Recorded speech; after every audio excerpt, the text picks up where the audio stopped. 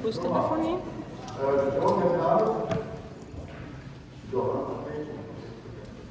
Avevamo anche pubblicare uscire da parte delle persone del campo delle architetto modelli poco delle codici tra quello che esiste nell'universo e di una studio di due persone che nel mondo viene esaminato. Avevo studiato già di heuristics, le kursi zijn duur, om die gaan hier was, denk ik, dus Patrik Schumacher. Quindi che sono entusiasti faccio un po' di loro, di produrre quello partito di Urbanism e la casa del progetto. So, Patrik,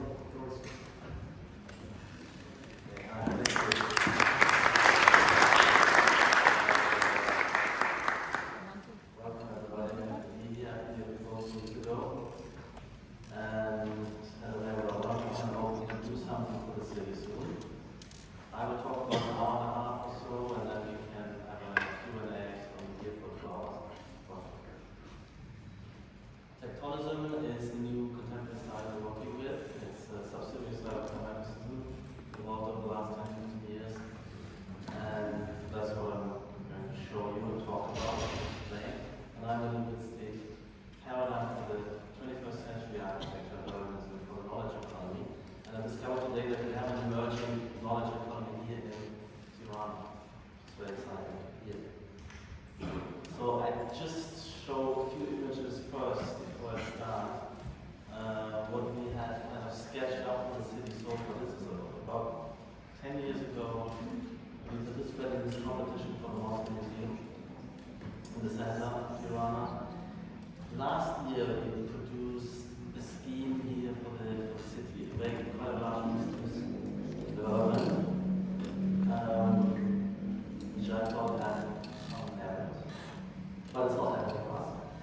And then this year earlier we produced a sketch for this tower, and it's quite particular with respect to sun orientation and balconies, and also with respect to materiality of the brick, something quite unique for us. Would have been our first brick building. So quite happy for these opportunities, and then there was this public demonstration building we sketched as well. And so we committed. I want to land some work here would be great.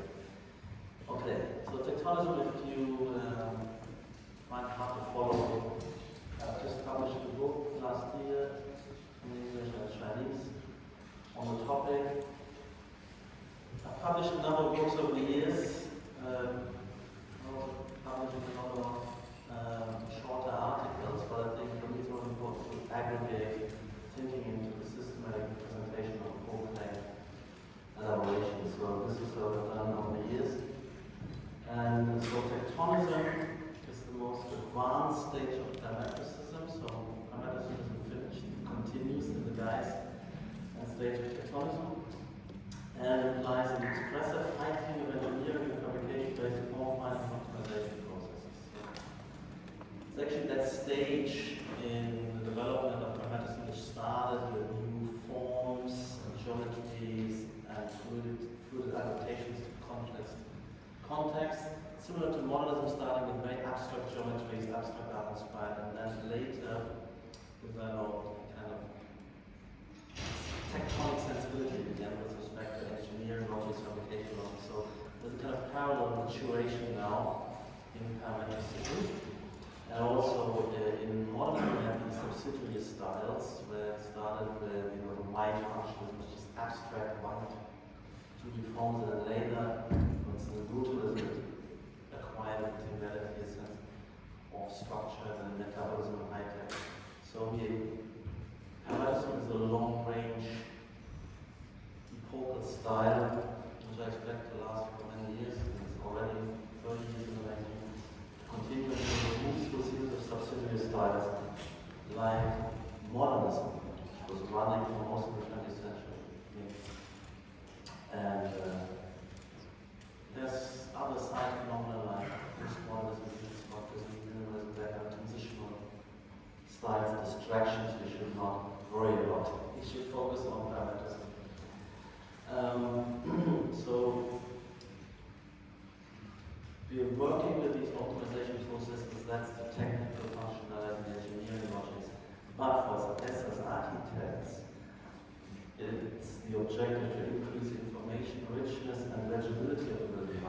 the communicative capacity of architecture, which we're concerned about, and where we can use all these riches of materiality and fabrication and structural document morphology to articulate the different characters we want to distribute in the city. So if you look at this range of global forms, but also on patterning within the global form, you get a large variety, which is quite much more rich and varied than what we had in Parametricism, where your nerve surfaces were usually grey or white. And this has curvature, a very particular difference between a tensile, the minimal surface structure, between a shell, compression-only structure, active bending, curve folding. They're very particular, and we get a sensibility for that. And we love that, and also working with skeletons, etc. So that's the new world. And it's been going on for quite a while. So it took about 15 years developing. So half of the period Urbanism, the last 30 years, last 15 years, tectonism, and usually the clarification of what we've been doing, what has emerged in a movement retrospectively. Somebody comes along and tries to describe it, summarize it. So this is kind of 10 years, or 5 years ago I started to talk about tectonism, and around 17 years I started to talk about parametricism. And just more examples of that, it also goes into furniture and interiors, if you like. And recent build project, where structure plays an important role, and also facade articulations, with respect to shading. Current projects, so it continues, shell structures. But also it's not only, necessarily high-end examples, but this is the refugee school, is kind of tensile structures, modular, etc. That paradigm has many guises, and in the end should be more economical than, for instance, other forms of paradigms, more modernism. Concept of style is important. We need to understand that we can't avoid committing to a style when we develop a project, because we have a certain set of principles of style of decision. There's a certain degree of systematicity. You need to reflect on that. What are these principles? What are these underlying values which I think rely on to make decisions, and then to critically engage with that. So I'm saying there can be no rational design process without an underlying explicit style, whether you thought about it or not. But you should start thinking about it. And this is also reflected in the, let's say, the writing of the history of architecture. And if you look at the more general public, they only understand one category, one concept, namely the concept of style, something which the way they interpret architecture. So we have, and books always marking these points. So international styles versus white modernism, functionalism. Brutalism, which started in the late 30s, 40s, and then was kind of retrospectively written up in the 50s. Again, also international style, 10 years at least, or 15 years after the emergence, always retrospective. Postmodernism started in the 60s, 10 years later there's the book. Deconstructivism, similarly, and tectonism. I mean, I started writing about it in 2015, 16, but that was already 10 years after the beginning of that. So this is something you need to be aware of, and I think belongs to kind of core competency of an architect to understand our history and why it's important. What are these differences, how they are tracking progress in the built environment and society. And that is not just a fashion that you can change, it is subjectively based. These are objectively based steps of development which track societal development. That's my claim. Also technological development. So I'm talking about this idea of the epochal style. So these are long-term hegemonic styles that mark an epoch. For instance, the Renaissance, the Baroque, historicism. Then comes modernism. Then comes Parametricism. There's only a handful. Usually they took a lot. They took 250 years, 300 years. They get a bit shorter, under 50 years, and then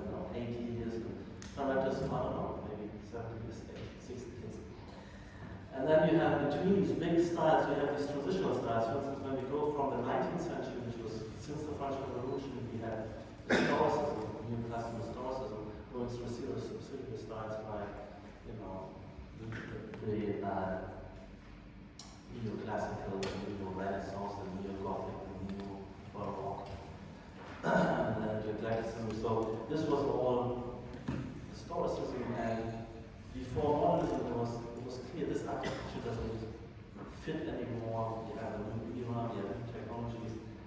And then there was, before modernism was kind of reached and lasted for 8 years.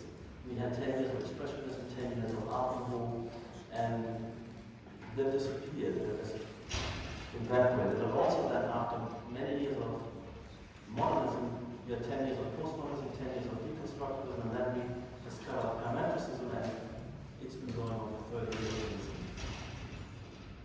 Really the solution of what was searched and looked for and tried, you know, the adaptation which postmodernism and deconstructivism tried to make, we actually never discovered. Parametricism, I remember, because I've lived through this in my youth as a student, and things keep shifting.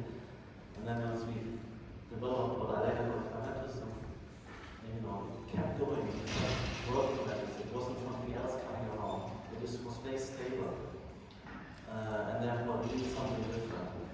And it kept maturing.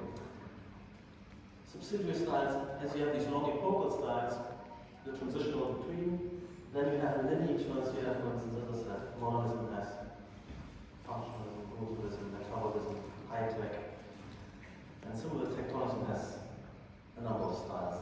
So, but this is important, that these epochal styles are not inventions. Somebody comes up with a great idea, they're aligned very much, that's the thesis, with socio-economic epochs. And so, we had feudalism, which was about 1,000 years. At that time, there wasn't, whatever we had there in terms of building was not architecture yet. That's my claim.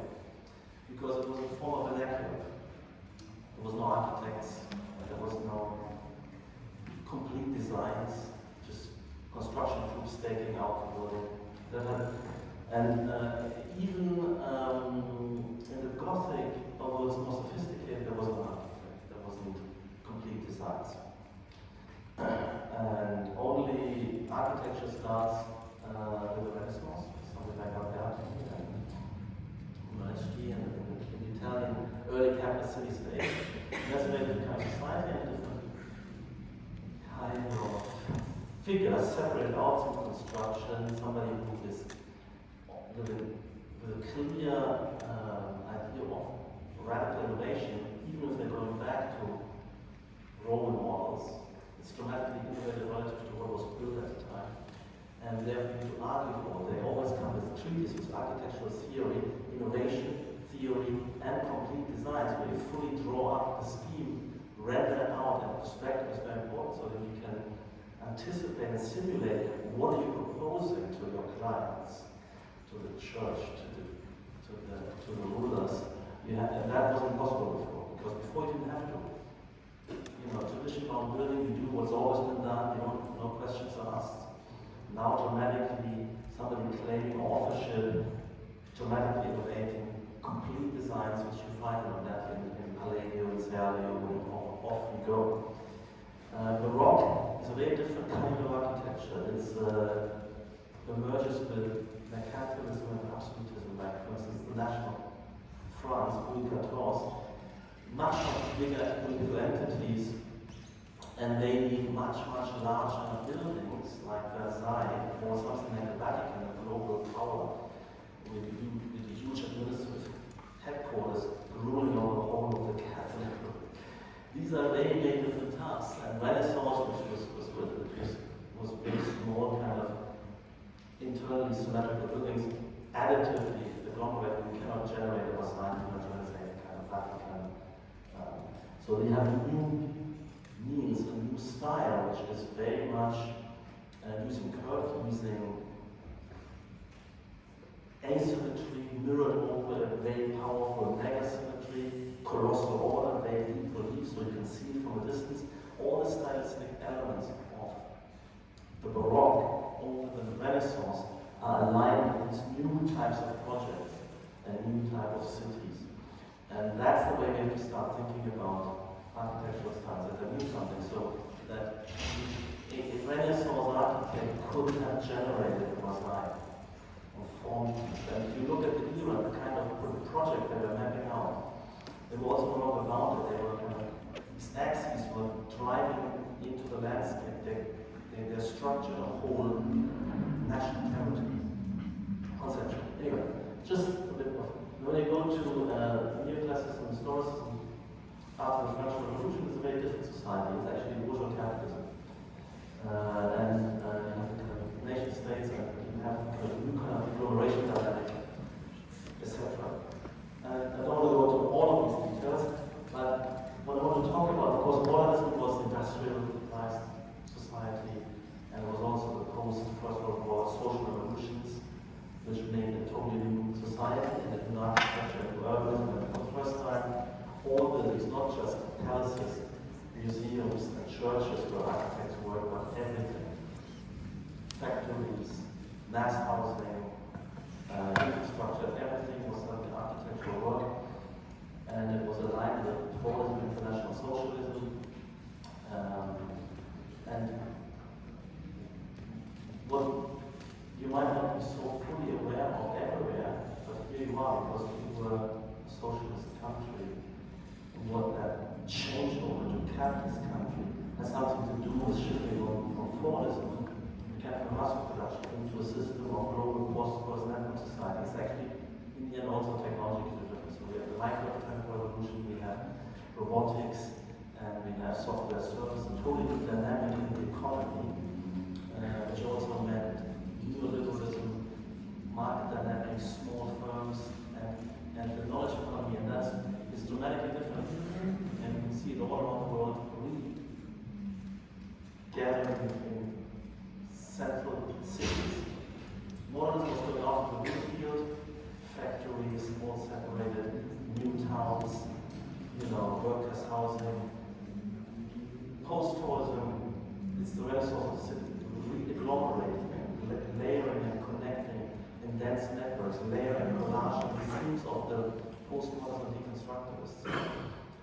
And then in the past, we are still in this integrating, necessarily adapting, layering, complexity, all of that to serve the society. So that's the underlying social rationale of these styles. And if you don't follow, you're working with outmoded paradigms, and you have kind of don't live up to the challenge.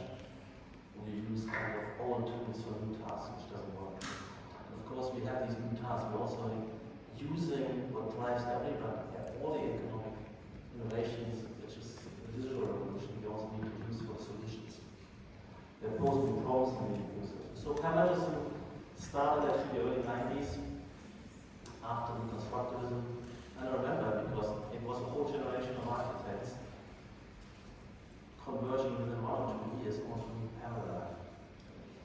And enormous excitement. 10 years. We tried it later, 2007.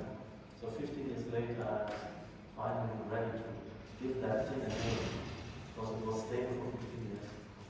And it gathered more and more momentum and force. And that's when we started talking about medicine, a new religion emerged in the early 90s. And basically underlying this is this shift from force to post-tourism. Now, all the people who are kind of stuck in this assembly line are now set free to innovate, research, development, finance, marketing. They come to the city.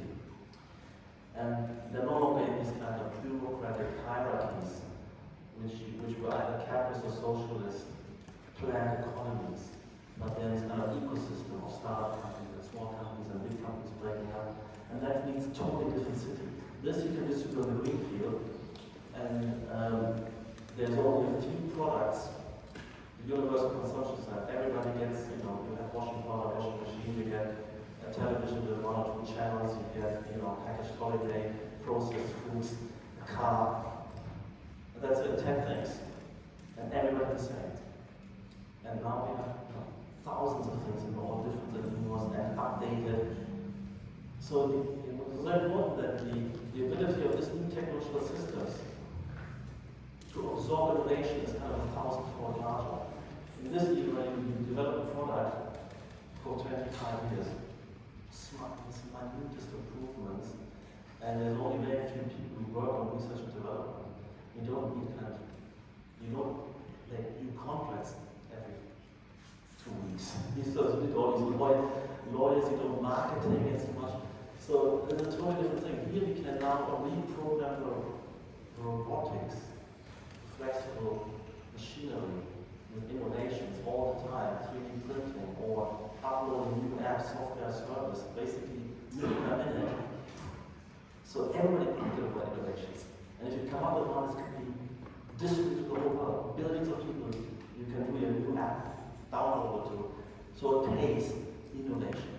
It can be absorbed and it pays. And that's why we all come into cities and we are knowledge workers and reprogram these robots, etc. So that's a totally different world. And you have to understand how dramatically different this is. As different to go from the 19th century to the early 20s and 30s with mass industrialization. Because in the 19th century, the industrialization was only on the back end with steel and coal, but not on the commodity side. But in the 20th century, the city is full of machines, cars, airplanes, buildings, all machines, building as a machine. It's a totally different world. Anyway, so please expect the built environment to dramatically look different.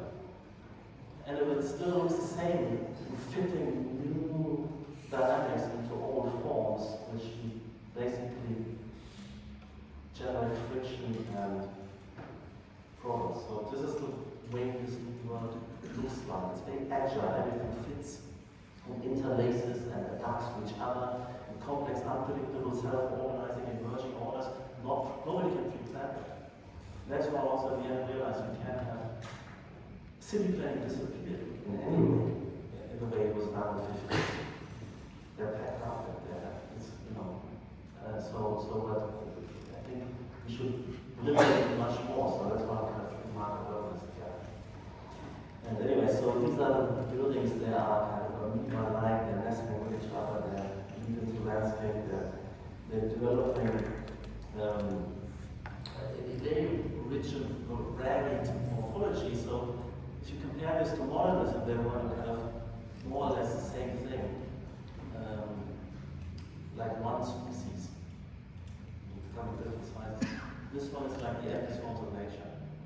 It's so rich and varied. And you still can recognize what belongs to it, because there's something about this kind of organic, adaptive integralness of these compositions that you can recognize. And this is kind of this.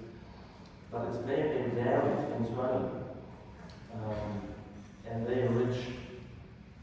And then there are these spaces where you also want to be connected. Everything communicates with everything else. You can see what's going on. There's intervisibility, interawareness. So atrium and bridges are very important. In the towers, we have always atriums and bridges. It's always networking. Bring everything together into visual space, not kind of separating off as floors or behind walls. You go into a big building with thousands of people, you come in and you don't know what anybody's doing, you never see anybody. There's a small kind of elevator, you need 1 or 2 people, and you've been put together with 50,000 people, and it makes no sense, meaningless. We could do that unfortunately, because there's some people who give tasks to everybody. It was only a dense packing which kept it together. Now you come together so that you see what everybody else is doing, that what you're doing you can recalculate with respect to what everybody else is doing. Because if you don't, and you work on something and you haven't updated and seen what your colleagues and competitors are doing, I guarantee you what you're working on, if you're doing this for 3 months, it's going to be so obsolete, so meaningless, because you're missing all these turns and points and new inputs, etc. So that's the underlying meaning of this. Anyway, so styles are design research programs, and they have certain set of morphologies, they have a huge kind of repertoire and a set of values. And avant-garde styles, particularly when they first emerged, they're researching and exploring. So now it's what Parametricism is quite mature style. It started in avant-garde style. There is experimenting with all these new kind of digital tools and algorithms to develop a kind of repertoire, develop methodologies, and these are avant-garde styles. But in the end, what is important, when I look back at 15 years of work, I realized, wow, there's certain things that were crystallized. There were certain, what I call negative heuristics or taboos, where for 15 years I've never designed a rigid form. I've never designed a cube. I've never designed a cylinder. I've never designed a pyramid. But Le Corbusier said that's what architecture is. And I haven't done like a single project for 15 years, and I will never do. So what does that mean? Or when you develop a facade or an element, you never simply repeat. But of course, architecture is always about simple repetition, even in classical architecture. So we always kind of iterate and vary and customize and adapt and squeeze and mold and so on and so forth and vary. So you put louvers on the facade, as you wrap them around the curve, they have to keep changing because the sun exposure keeps changing. There's different overshadowing, there's a difference in time. So we never do simple repetition. Or we shouldn't. So when you look back, so it's time to think, what's different? And first of all, what do we know we're doing? And we also, what was the big game in deconstructivism or postmodernism, this was collage. What's good about collage, you have degrees of freedom, you can compose and it doesn't have to be fit into a preconceived container, so you can assemble things. And there's a lot of degrees of freedom. There was an advance. Postmodernism and deconstructivism was an advance. But at a certain point, we stopped doing that. And instead of this collaging, we would integrate and resonate these and script these things, dependency logics between these different parts and subsystems. Anyway, so what I'm saying here, this is why the formalism again positively means that all the forms are parametric. So we're working with nerve lines, with blobs, which surfaces, nerve surface lines, explain nerves, blobs. They always have, and parametric elements, they always can adapt, they always, and you add something to it, this should react. Every action has a reaction. But if you work with cylinders, you put something else against it, it doesn't react. Put a blob, you put something next against it, it reacts. So it is registering and adapting. So all forms parametric, all systems, instead of repeating, are differentiated, but then also the different systems are correlated, so they're not just placed on top of each other. If you paint one and put another system, then you need to start aligning, and you need to start scripting one of the other, and then also relate to certain tools, because at some point we can no longer do that. You can't, but you could. So all systems correlated. So if you look over, you can see that there's always a social functional meaning which motivates these principles. What we no longer doing, we're not living in fixed stereotypes, there's local variations, other things. We're no longer repeating, our society is no longer socially homogenized. The house of minimal existence, which we know a million times, and everybody has the same 9-to-5 routine and the same kind of two-child family. No. And also, we don't want the segregated zoning. That's the meaning of these taboos. Before the taboos have social functional meaning. And positively, the dogmas, meaning that one should always pursue, has also social meaning and functional meaning.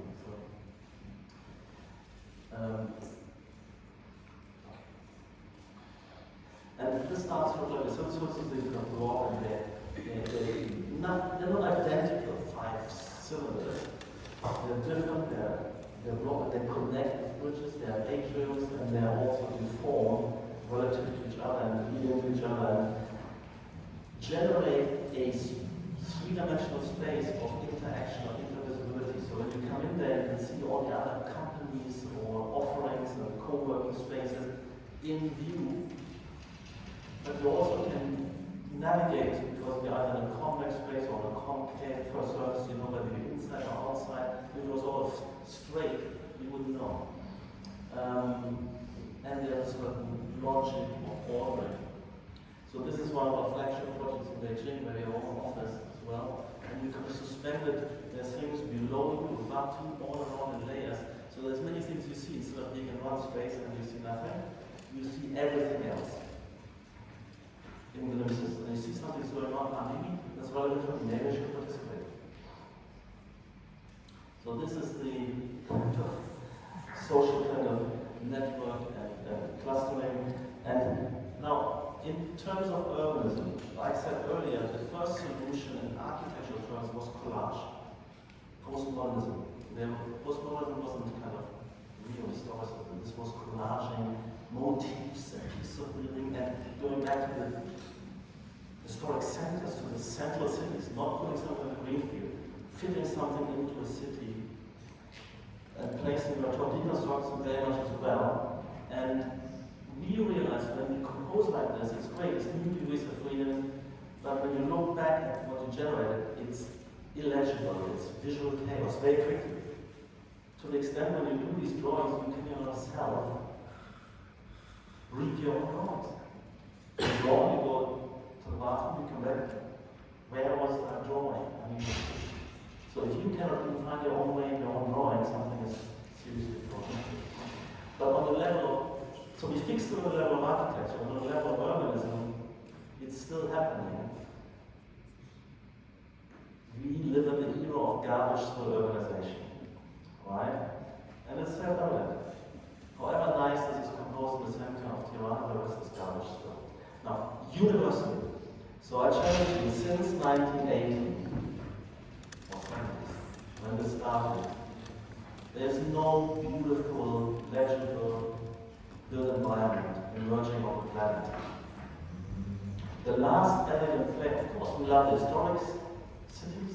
These kind of villages which nest and fit into a landscape and have gradation and meaning, the way the river, and, you know, or also the modernists. If you look at white Tel Aviv, or if you look at Miami Art Deco,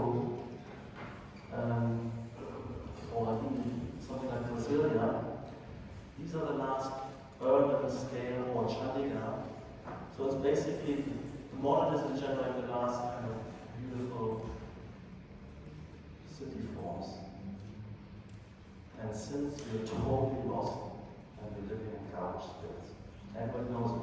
And the problem of this garbage spill is that even though the ingredients, precisely because they're so different, diverse, if they agglomerate beyond our ability to comprehend, order, decompose, they look the same everywhere. So we get this bizarre sense of sameness because there's so much agglomeration, so much difference, which in the end looks the same. So what we've gone from this monotony of modernism to this visual chaos of, let's say, Fordism, of post-Fordism, and so far the field has abysmally failed as an architecture/urbanism field. We are not delivering. Why? Because we're fragmented. We have minimalists and neo-classicists and neo-historicists and now neo-postmodernists and pragmatic modernists and high-tech, and it's just a jumble, totally discordant. When we put a building, there's no expectation whatsoever that this affiliates or connects up and symbiotically integrates with any building around, because none of the architects has at least their own capacity or tools to do that. So we're bound to generate garbage spill, and it's show me any one example. There isn't one. So we need to, this monotony has been killed a long time ago. Nobody wants that. But we also that this is not solved. So, and this is what I call the paradox of homogenization, where too much difference. London and Tokyo, Moscow City, just kind of let it go. And in the cities, now look like garbage spills. But I've noticed one thing.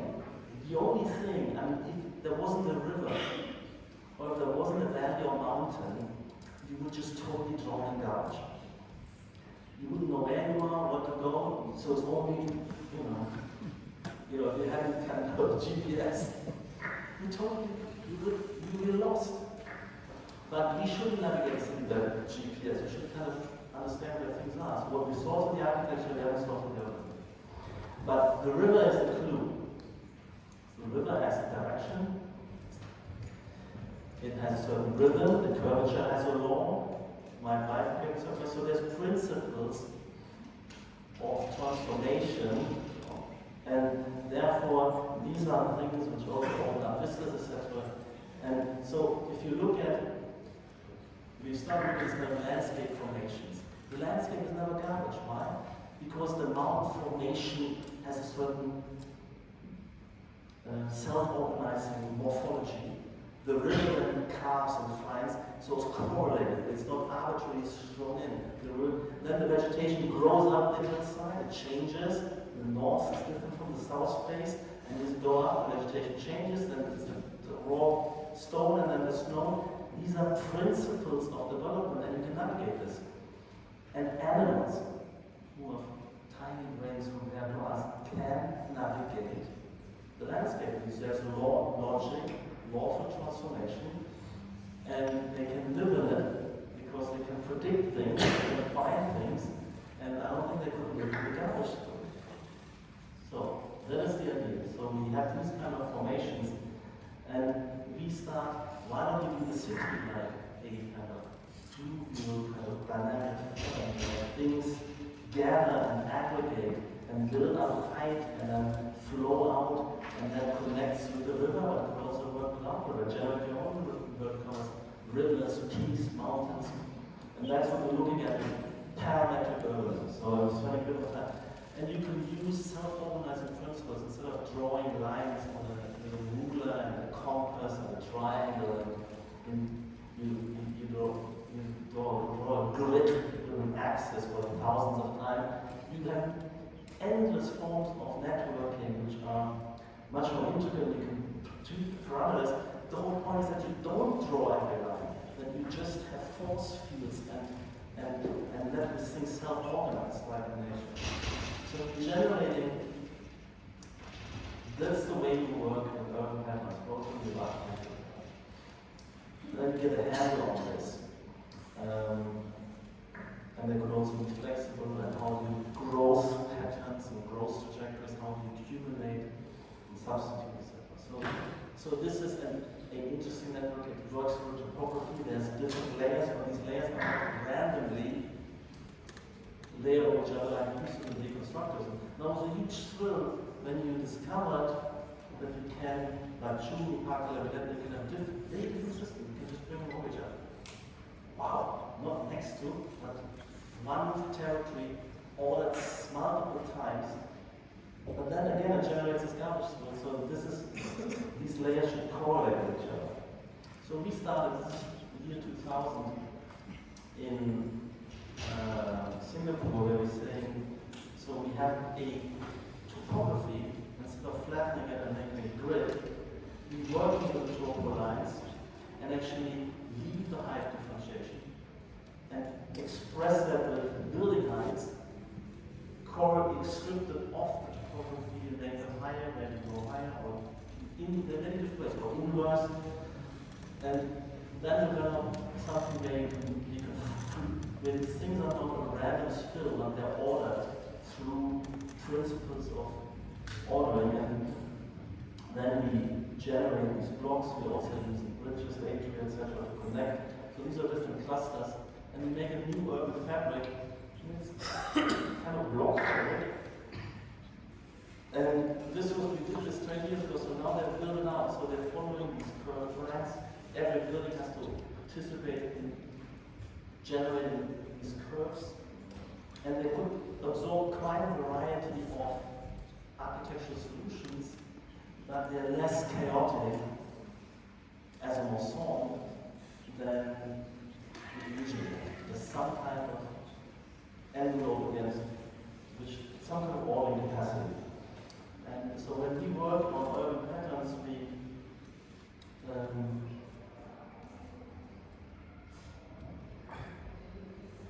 instead of endless repetition of a block, which is totally disorienting.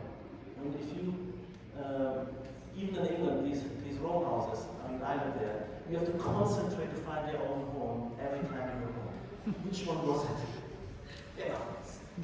You have to keep watching it. So you go to find your own home, 20 years into living there in these kinds of systems. So the idea of how dramatic the scale variation can be. So it's like an honeycomb. And there's a symmetry axis, there's broken symmetries, and you can have a dramatic variation, yet continuity connection, and you can see peaks, and you can the overall new district where it narrows its height, so you can read the plan from the elevation, and you can embed existing structures, so you can connect. Instead of collaging something new against something old, you can integrate the new, so it's a natural continuation of the old. Yet, in the new part, you can suddenly also make a larger clearing or much bigger buildings, but then participate with the existing fabric rather than having a collage of different things which have no relationship to each other. So you can pick up dominant lines of movement, you can pick up certain kind of type of storage, etc. And then we use these, all of these lines, we use bundling because we needed larger plots. And then we have different topologies, cross towers and courtyard types. And these two topologies, we then blending them and having in between so they're not remain dichotomous. And then we generate these different blocks, and the facade also has something to do with where you are. So we make the big streets have deep facades and then shallow facades in the private quarters. So moving along the facade from deep to shallow, moving from public to private. It's things like this, I call it relationality, where everything is connected to laws of transformation, so you can follow these vectors of transformation. So we're still doing this. These have quite a few different districts, but there's a certain global move first. And then you see how that global move is carried forth by very different types of environments, which we never necessarily connect with. So you don't get the sense of chaos or monotony. You can also connect, a radial system and blend it into an axial system, and then it has a kind of elevational expression, which has something to do with where you are in the plan, etc. And you can also use things like value matrices and build them literally, because if you have a train station coming in at the geometric center, land values will accumulate, and you should exploit it by building higher. And if you do that rigorously, you will have something magical, because it's order, it has a principle underlying. We did this kind of for each city development. And using different tools, fluid dynamics, it doesn't matter. You use whatever you can get your hands on to get away from the ruler and compass. As if you have no fingers. You have to just, everything has to be created like this. It seems insane. It's like, you only have a hammer and a chainsaw and you try to do something intricate. That's the way we work. And so different fluids, you can have different programmatic zones you want to interbleed, and then you can have several of these, and then you can script them in different subsystems, and you can let them. So these are formal experiments, this formal methodological research, and then you can substitute each of these swarms of,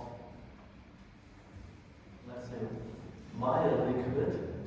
These are vector arrays, and for each different color, you have a different translation of each of the parameters, driving geometry on top. These are you can let these vector fields drive geometries, and different vector fields drive different geometries, and they're all bringing home that beautiful interlacing which you wanted in the first place. This is the way you do it. The data range isn't random, and you get these intense urban textures. And that's the kind of metaphor. It's a multi-species ecology. I mean, if you go in and throw something randomly, like a piece of architecture or a spill your garbage, of course it sticks out. But no species, no plant, no animal which grows or settles generates garbage. Why? Because it's specifically scripting itself, where it occurs, how it occurs, etc. These are all lawful. Basically, that's the parametric modeling. These are all parametric. And they become legible because you can trace back the principles. So these are the models we like to do, and we did kind of a cultural, again, a research project, cultural district, where we have multi-author, multi-species ecology, where each of them has its own life agenda that has to live with and symbiotically or compassionate with the others. They all relate to each other. So here we have multi-author. So the idea here is the multi-species ecology.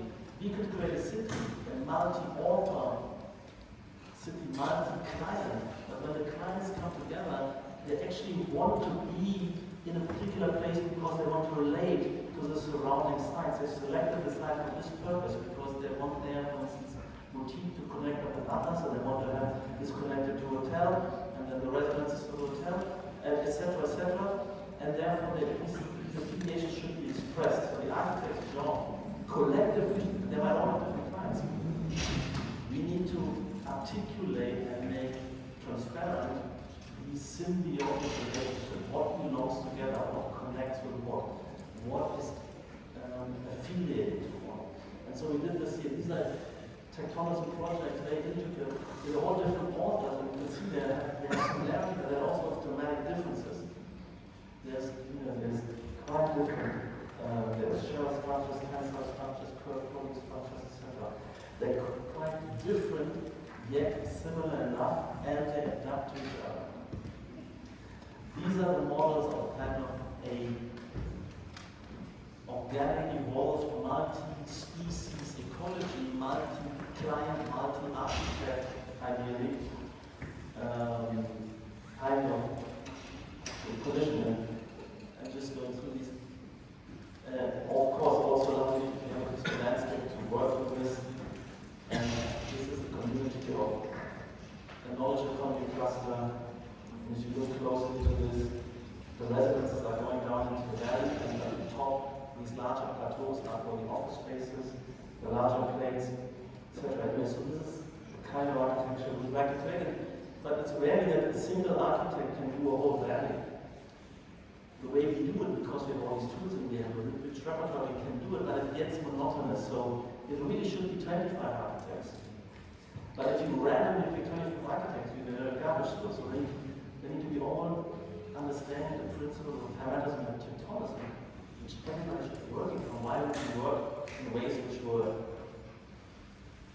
top edge 80 years ago? If we all working like we could have worked 80 years ago, let's close all the schools of architecture. Let's stop all the debate and discussion because it's meaningless. We haven't learned anything. We are unwilling to learn. So it makes no sense. So we should have everybody in this field living up to the global best practice of tectonism. That's my challenge to you guys. Which of course is difficult. You have to learn a lot of tools, you have to learn thinking, you have to have the kind of ideas and understand the underlying drivers and logic. You need to convince everybody about that. And that's tough, but that's what we should do as a field, as a discipline. You can say, well, I like minimalism. Yeah. Why should everybody like this? And it's not a subjective condition, right? It's like, this was meaningful 8 years ago. I also like it, but I need to self-critically, update your taste regimes and sensibilities to function in a contemporary world.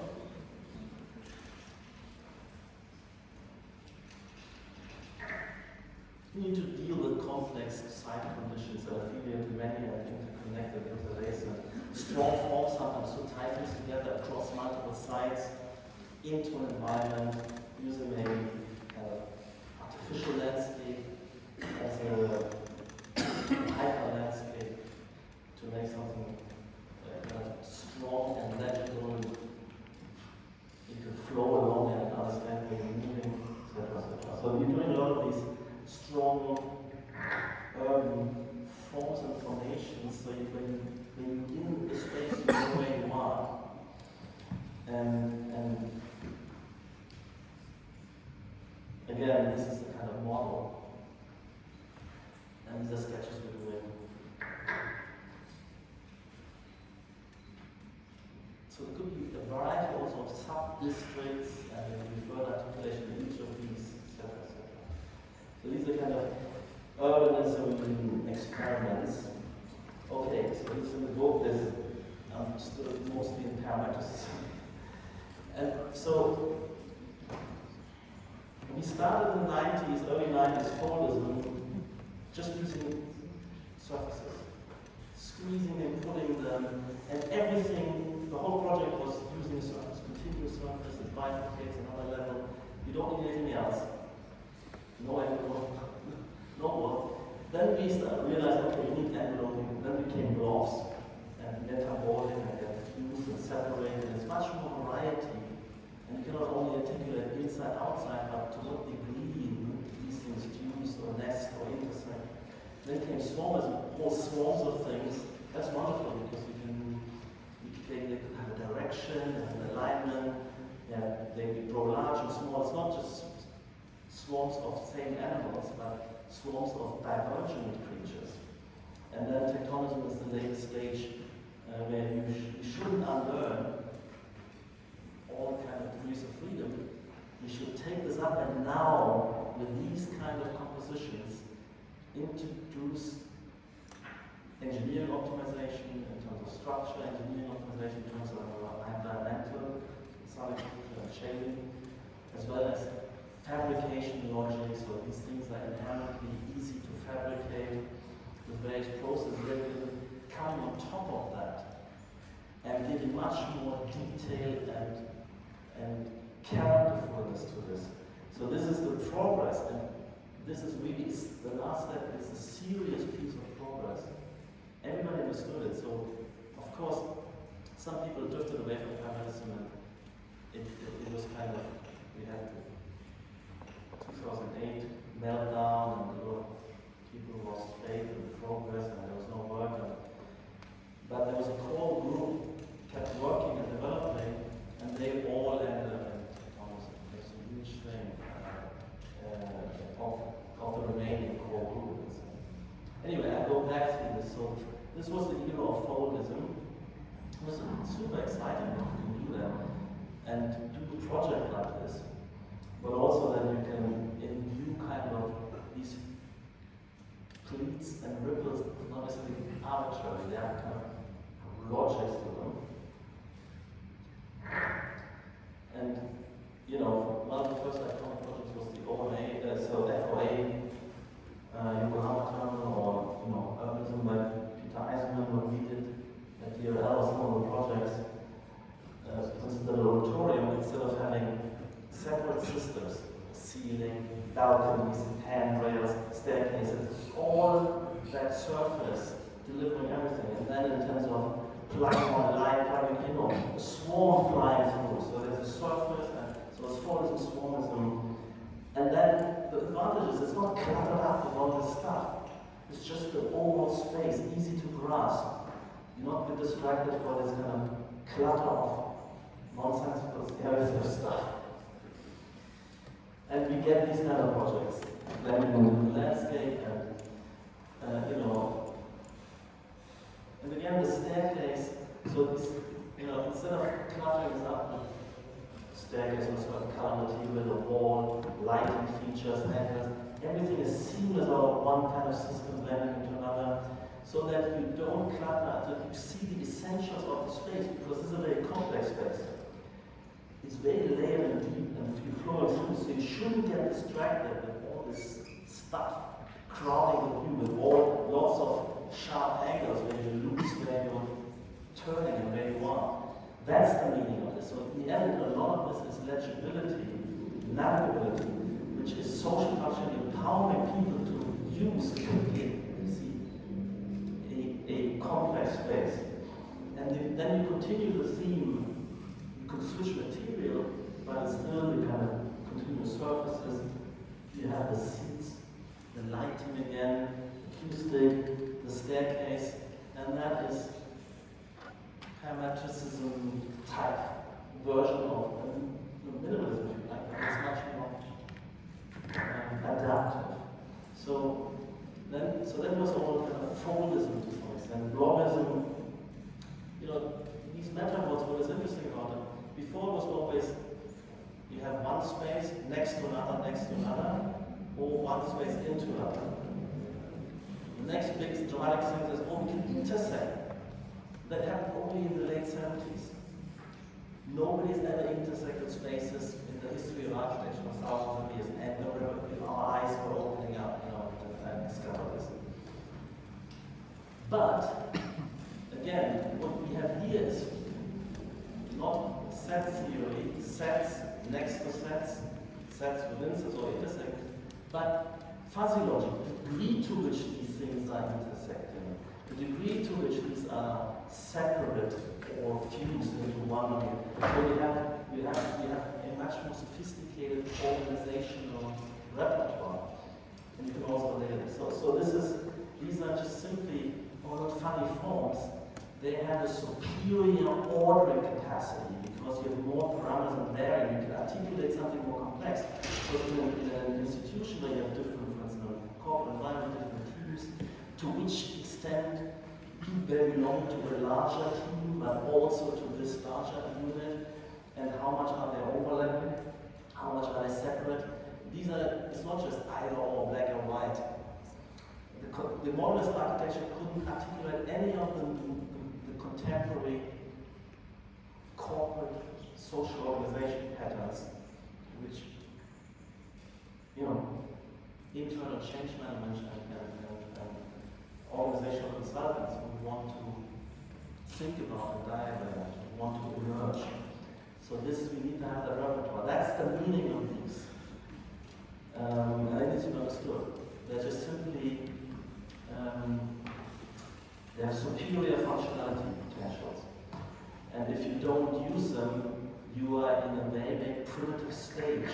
You can only do banal compositions, which make no sense for a sophisticated organization. You have to stuff the organization into a banal form, which doesn't register articulate its internal organizational refinement. Also, what you can do is you can work a building across different levels and into a very complex site, a large complex site.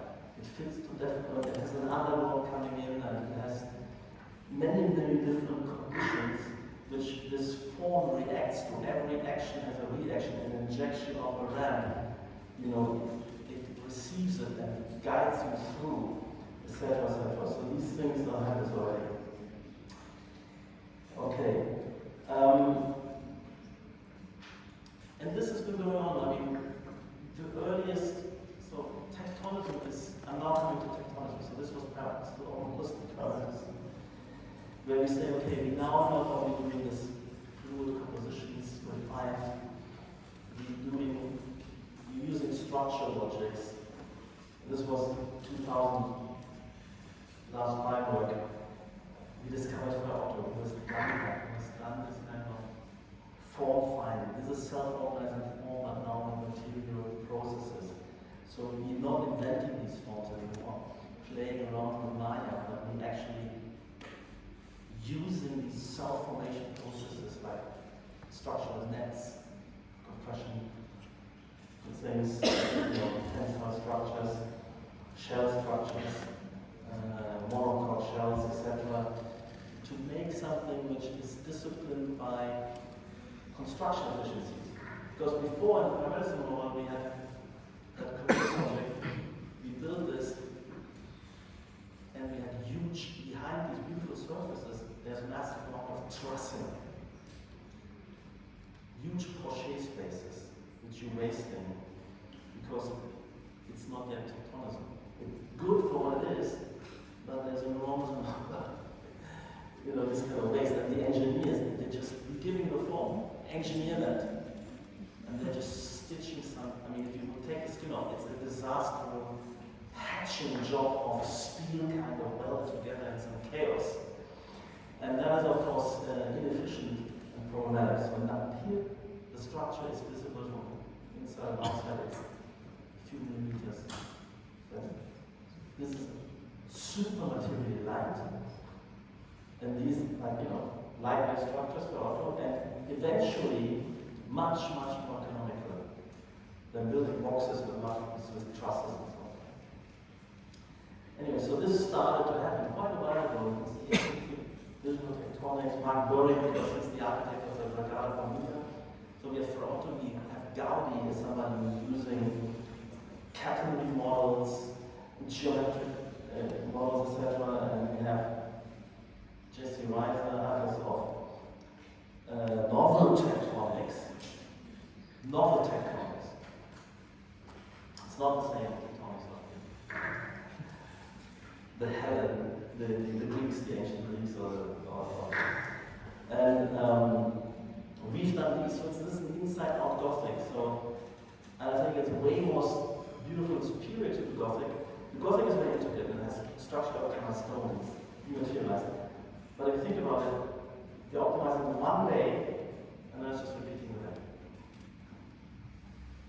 The pressure, you have to do these kind of things on the outside. So the outside space was very different from the inside space, and there's only zero repetition. This is every day is different. It's articulated. It's inside out Gothic, so it's beautiful and legible on the outside, as well as on the inside. It uses compression and tension. And then we're going into actually detailed profiling of each member changes as you iterate. Along the line, the profile changes. So you get into kind of the refinement of a sophisticated organism. Not a worm. A worm is a simple segment.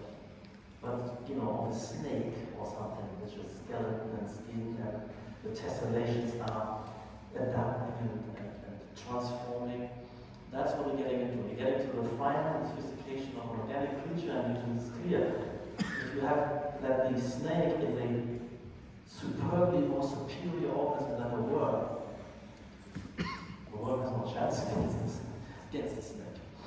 And when you do a kind of space frame, you love that because you have different, the diagram of Parametricism is different zones. You have a bubble diagram, and then you strap a shell on top, which needs to pick up this semi-fuse, the larger, the smaller, the linear, and then you can articulate that the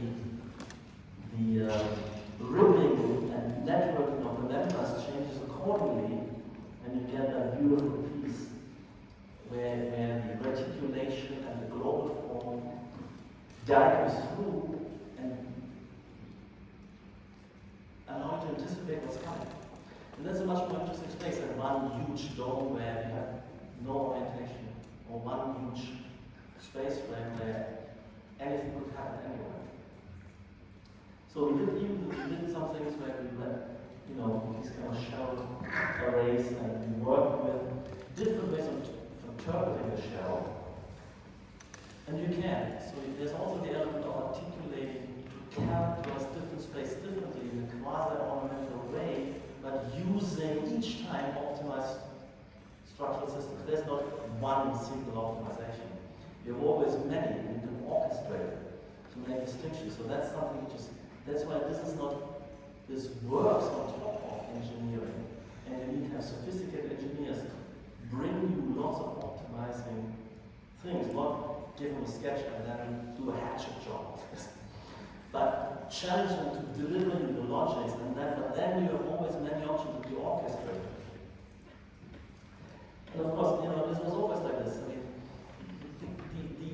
the morphology and the classical architectural details and all of you love as ornamental and recognizable features in architecture. They're ultimately driven by technical construction of materials. dealing with durability concerns, water management, you name it.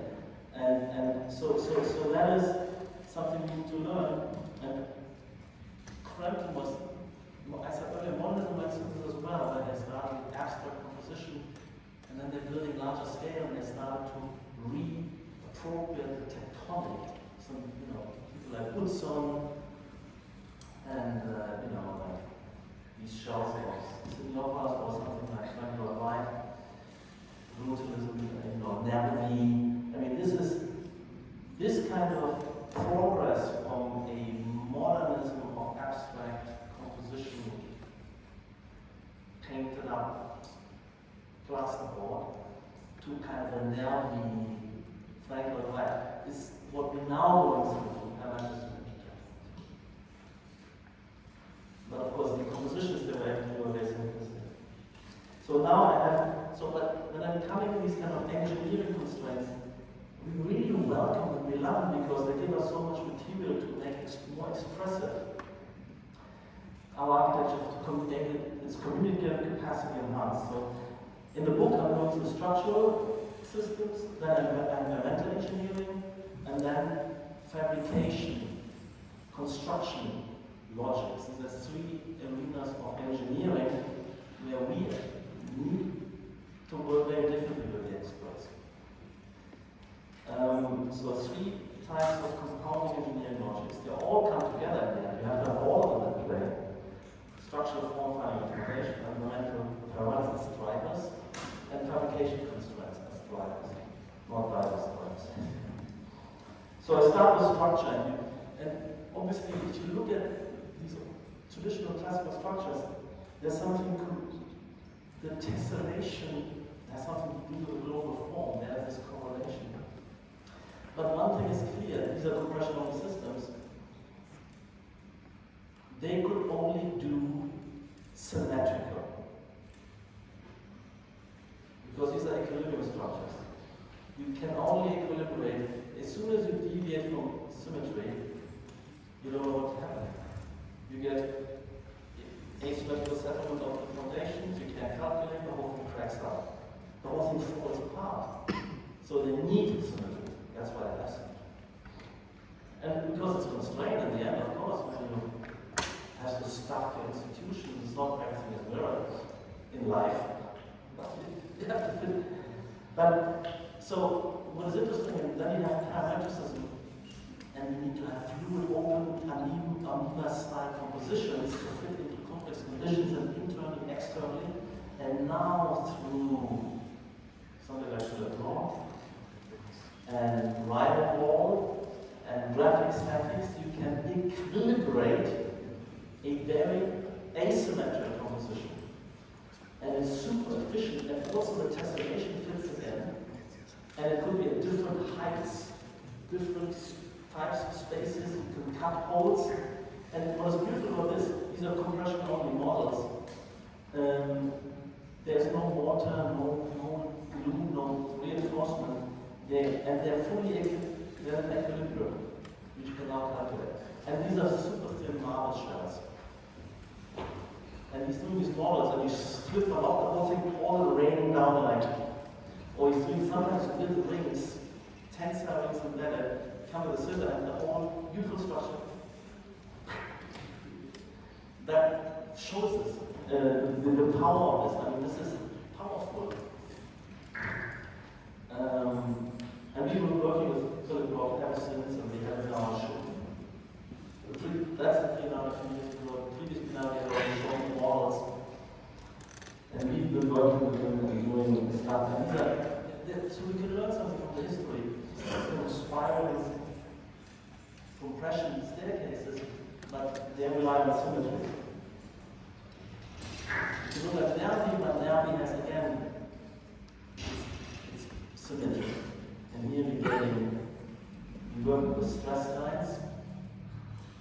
And they're more optimal, but also when you make a hole in the wall where you don't have a support, the lines flow to the door, right? Or they flow to around the opening where they might be taken. So they're just navigationally sensitive And if you learn these systems, you don't have to think much.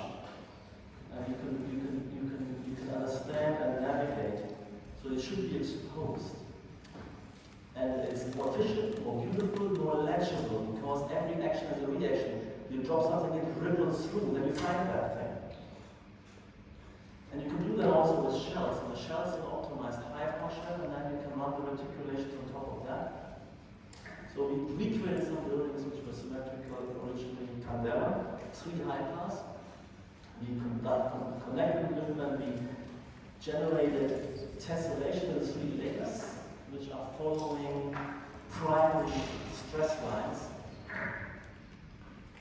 And it makes sense. Canberra, it's just a white shell. You can go more, so these kind of 3D printed chairs, you start with a form, then you do the mesh relaxation, you give it a global shell form, then you run the topology optimization for the reticulation on top. Then, when you get this pattern, again, you can interpret this in many different ways. The way we chose to interpret that, the lines we make are just thicker. We didn't say line on line. We make the surface thicker and we make the perforation less. And then we get something hyper-organic. And these, you can see we printed, and these are super rigid, super light. And we use less material. So in the end, when these processes are disseminated, everybody has 3D printing all the time, they in the end are the cheapest. Not now. We can't afford that now. We wanted to print that in aluminum. Don't ask me what the price was. But eventually it will be cheaper than the cheapest thing that you can make tailored to every person's body weight if you want. There's a sense maybe you sense this is beautiful, this is the same kind of logic, but now the structural logic is the same, shell, reticulation, but then the fabrication logic is done differently with straight lines and development surfaces. So it's different, but it's also similar. Like this. So on a different scale, no longer 3D printing. The first 2 steps are the same, the third step of fabrication is different, so structural logic is the same, fabrication, and you get something which is character different. Okay. Now, huge topic is also cross structure and skeletons. And one thing we want to emphasize, all of the engineering science which people were investing in until the year about 1975 or much later is obsolete, structurally inefficient, structurally, these textbooks should be ripped up because they are wasting material, they have nothing to do with structural logic, because there's a hidden presumption which are not longer relevant. So what they're telling you here is that up to a certain level of you just do the framework, you can rigidify it a bit, and then at a certain height you need to put a core in, but nothing else.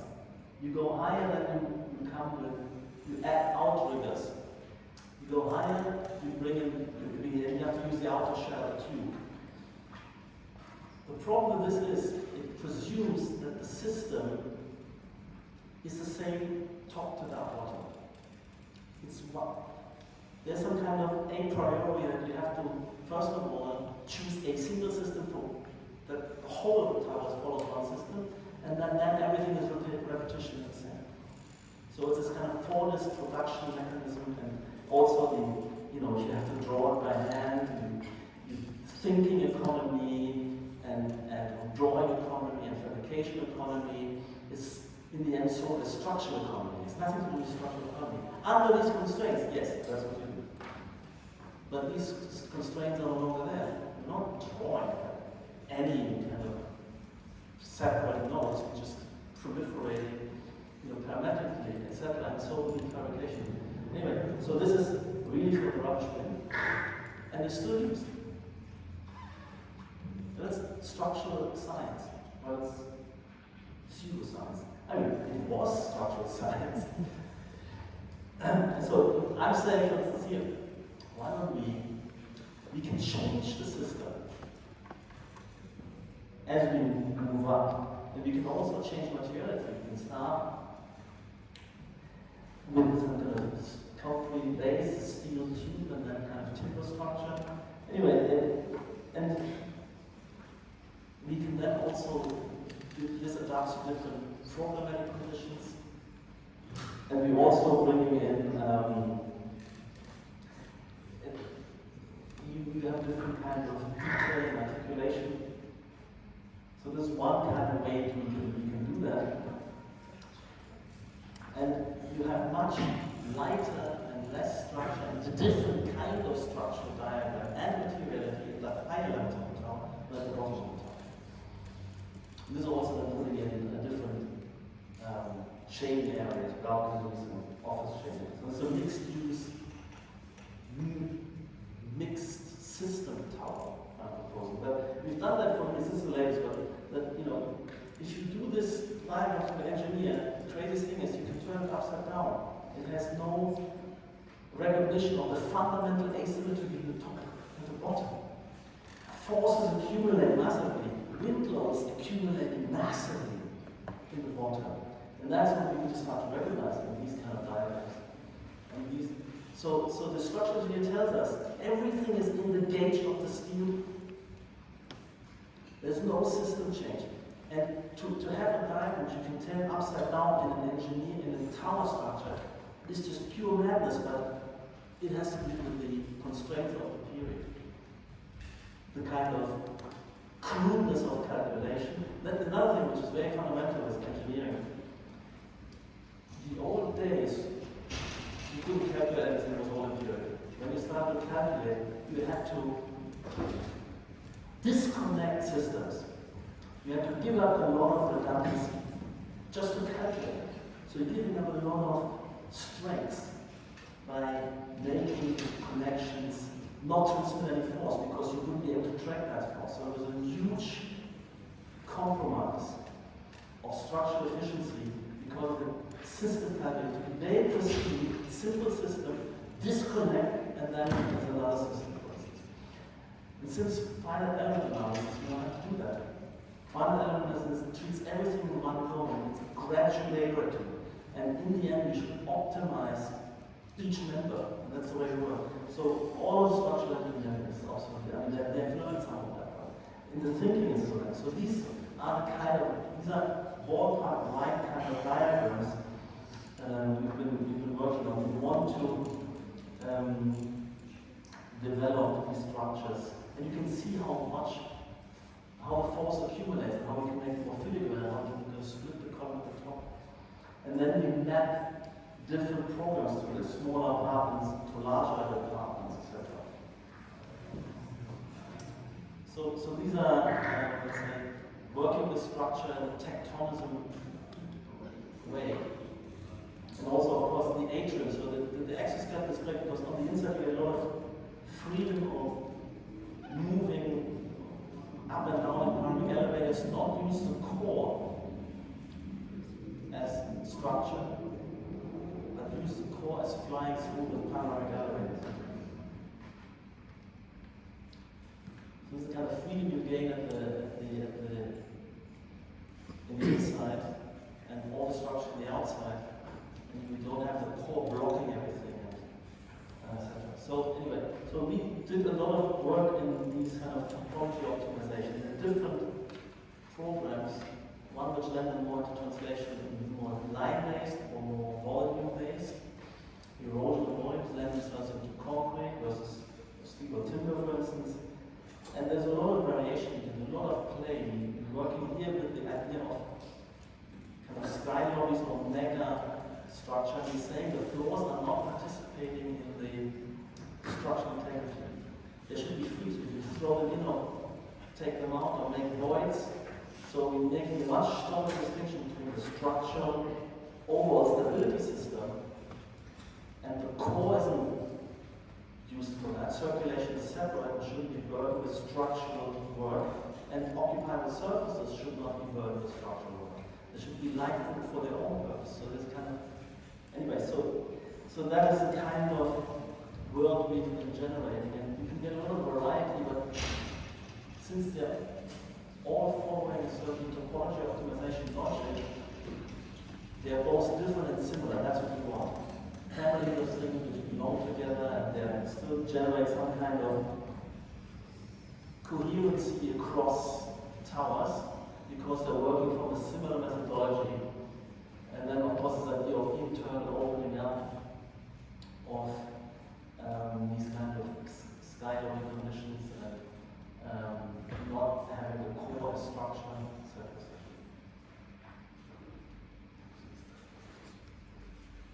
And then envisaging that on an urban scale. Okay, just quick through. We have many of these kind of ways of translating structures, shell structures of various types. And once you have a structural diagram, you know, it's not finished. You have choices. You can do it with expressing ribs more densely, less densely, using pleating, using it more like there you cut the windows, the openings. So these are creative choices. All of them are coherent with the structural logic. That you gain more 5% here, 5% there, this is not the game. Right? So there's the agenda of articulating and making different characters, making legibility, etc. So we have different shells for different spaces. They all follow a similar logic, identical logic, and it becomes ornamental, like it always has. Tectonic elements become ornamental. Ornamental means semiology, means characterizing the purpose of the space, an austere space, or some condition, a light feeling, space which invites you to another kind of social situation, a more kind of festive condition, a more neutral condition, etc. And we invested a lot in skeletal shells, so you can make a shell and make that into a shell skeleton, and then combining tensile and shell structure. This is totally stable. And things like the airport, big asymmetric shells. Some of the themes. So, and using some of the tools of Tirana to generate different shell forms. And this is a project that I was teaching at Harvard, so I did Google Campus. And if you Google Campus, you'll meet a parametric problem. Also, I mentioned that there should be many other startup companies and classes coming in, so you have 25,000 people in a campus. There's very diverse departments that should overlap, integrate, intervisibility. So we try to do these parametric systems and have different teams doing different things. These are the kind of self-organizing, bundling shells. These were grid shells, active bending grid shells, was a different character tectonic. These are categories with the categories. But what I still feel that they try to differentiate the zones, but for each of them, even though they are quite varied and differentiated, they would become monotonous after a while. So for a project like Google Campus, all three and more systems should have been coming together. So you can have more difference and similarity and characterization, and maybe it shows the same, etc. So I didn't do that. So I think in the end, these are lovely, but they're also failures. And in the end, my conclusion is we have this multi-species integration, multi-systems. Because on the scale of Google Campus, this, even though we're very kind of versatile and articulate, making peaks and troughs, it's still too homogeneous. Then this one I showed already. Okay, so this was structural. In terms of environmental, if you start with a curved form, once you put the louver on, as the exposure to the sun changes, the louver must change. If you plug the same louver on it, it's either it's wrong, you're wasting material and you at each point not efficient with shading, so you need to script louver geometry tracking the sun explosion.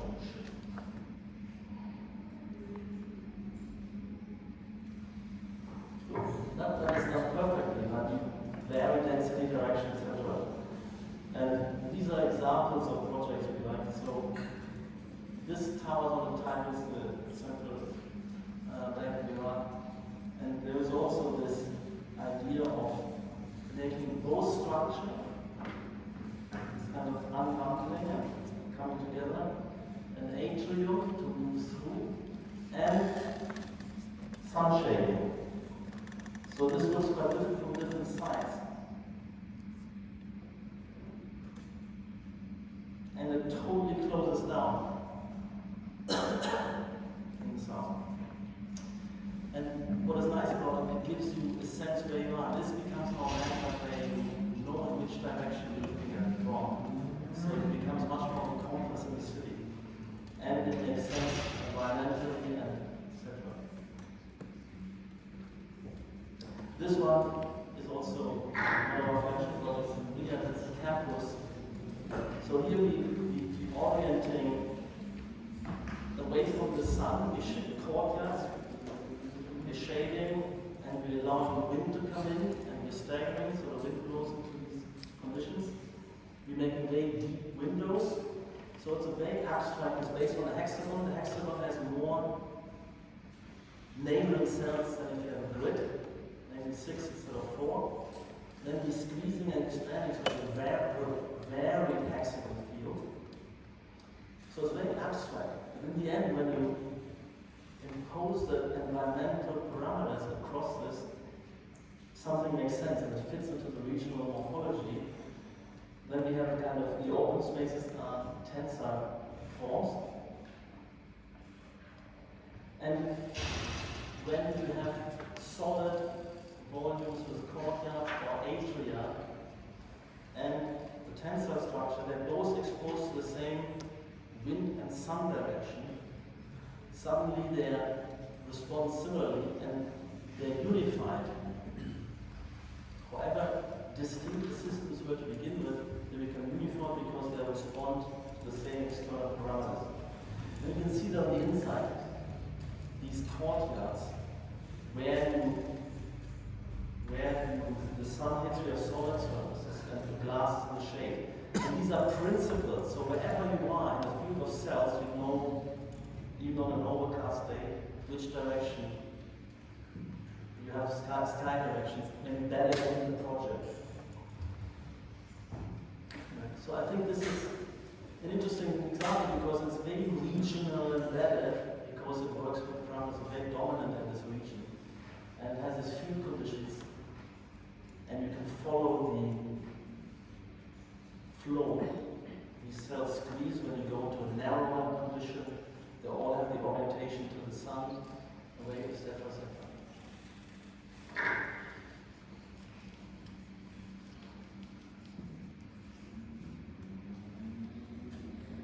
Simple.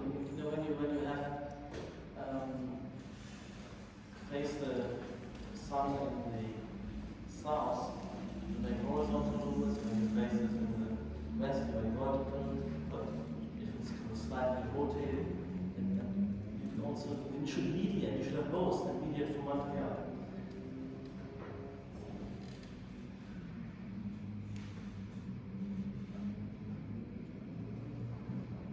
Also works horizontally.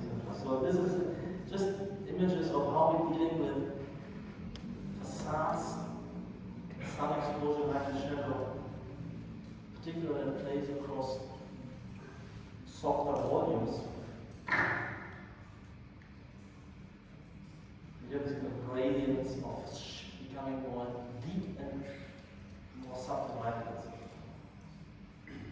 Okay, finally, fabrication. You know, there's this concept of textura, which sometimes in art they like, you want to see the brush stroke, you want to see the chisel, and there's something about character out of making. In the world of art history and art theory, this is called, you know, that's desire, and this, I think we should have the same operator. So when we have extrusion 3D printing, we could expose that layer as the tool path.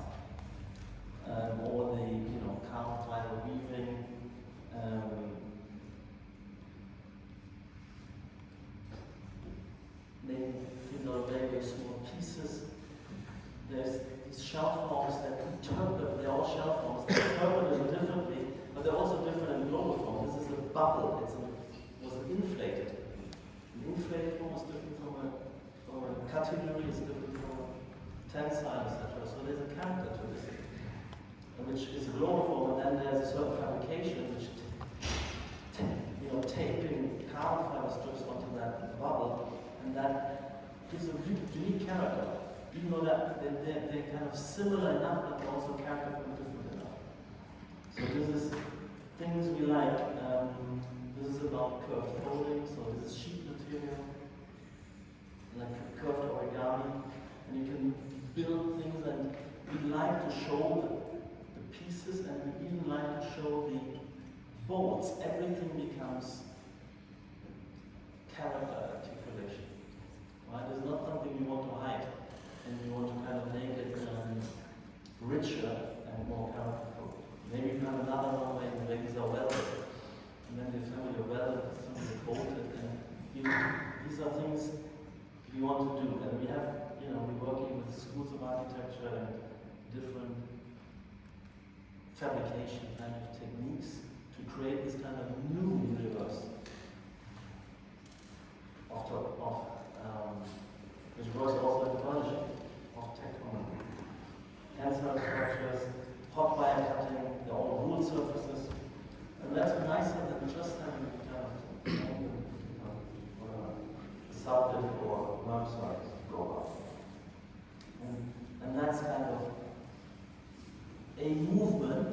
It's not only us, there's a whole network of research departments, small architectural firms, PhDs, experiments, small structures, pavilions, and we are the mothership. We have all of this, and we do big stuff also. So there's a whole network which we have plugged into our research teams, we have a number of research teams. And that's kind of coming together. Now, I'm not sure if you're still touched. So this is a whole movement which has many, many authors, and I'm more the observer, I'm a participant, but more of a steering to participant, but I'm also reflecting and summarizing and articulating, writing books, to also steer the teams in the firm and others. But there's something I'm also adding to this, which book is not only that has happened, that was regenerated, that exists, but I'm saying what is to come? How should we work on this basis? What are the agendas we should really push to become architects? Because we're not saying, well, I'm engineers. No, yes, these architects, contributors are kind of proto-engineers, dilettante proto-engineers. But they love this stuff too, for their expressiveness. But that's running idle because it's not integrated into a conscious architectural agenda. That's what I'm offering. That's why it's a retroactive manifesto, also projecting forward. So I call it enhanced tectonism. And what I showed before is existing tectonism. This is the next stage.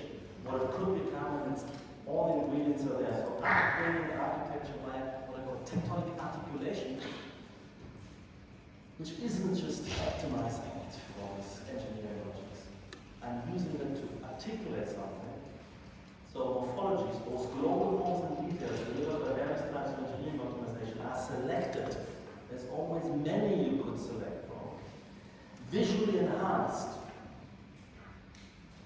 And then orchestrated the mission to design an information-rich environment that conspicuously and eloquently communicates organization and offerings to end users, thereby facilitating navigation, interaction, and enhancing the social functionality of these spaces. I have 3 Google campuses. They're all different, they're all more or less optimized. And how do I then select? And I said in the end, none of them, because all 3 systems need to operate, because I have different departments and different strands and different research versus production. And we need more to articulate, to orient these people, because if you bring 25,000 people to a place, the whole point is that they find each other, see each other, understand each other, can navigate and collaborate and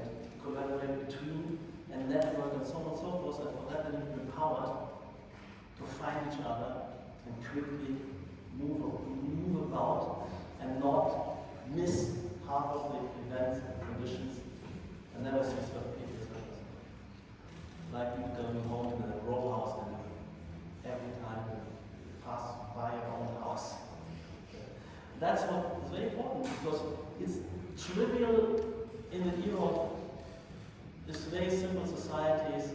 You know this village, you've always lived there, there's only three things to remember. Of course you remember where what it is.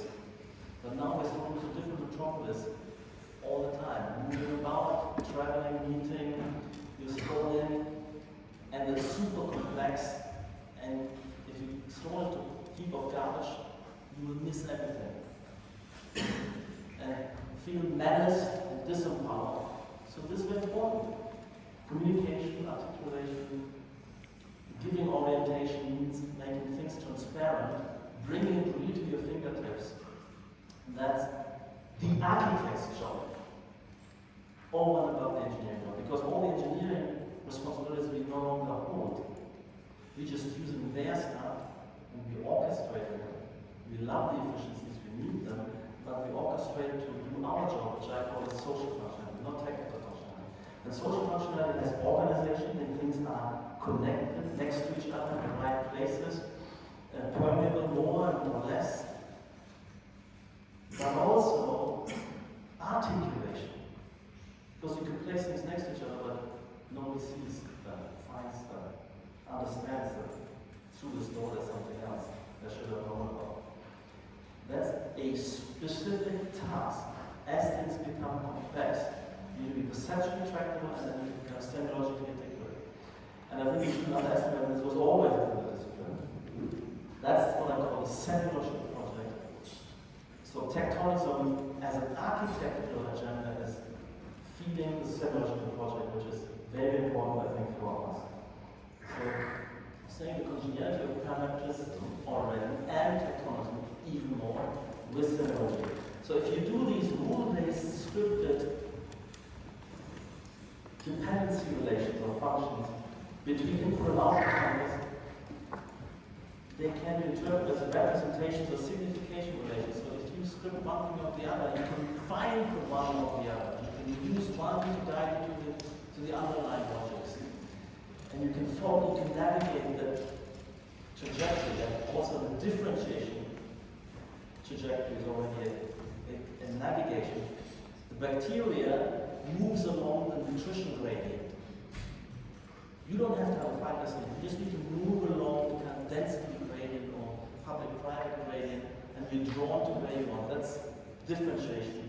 It's very important. And if you have multiple correlated systems, one becomes a representation for the other. You can find things, as I said, this kind of grid of structural elements responds to the entrances, or is deepest at the center point.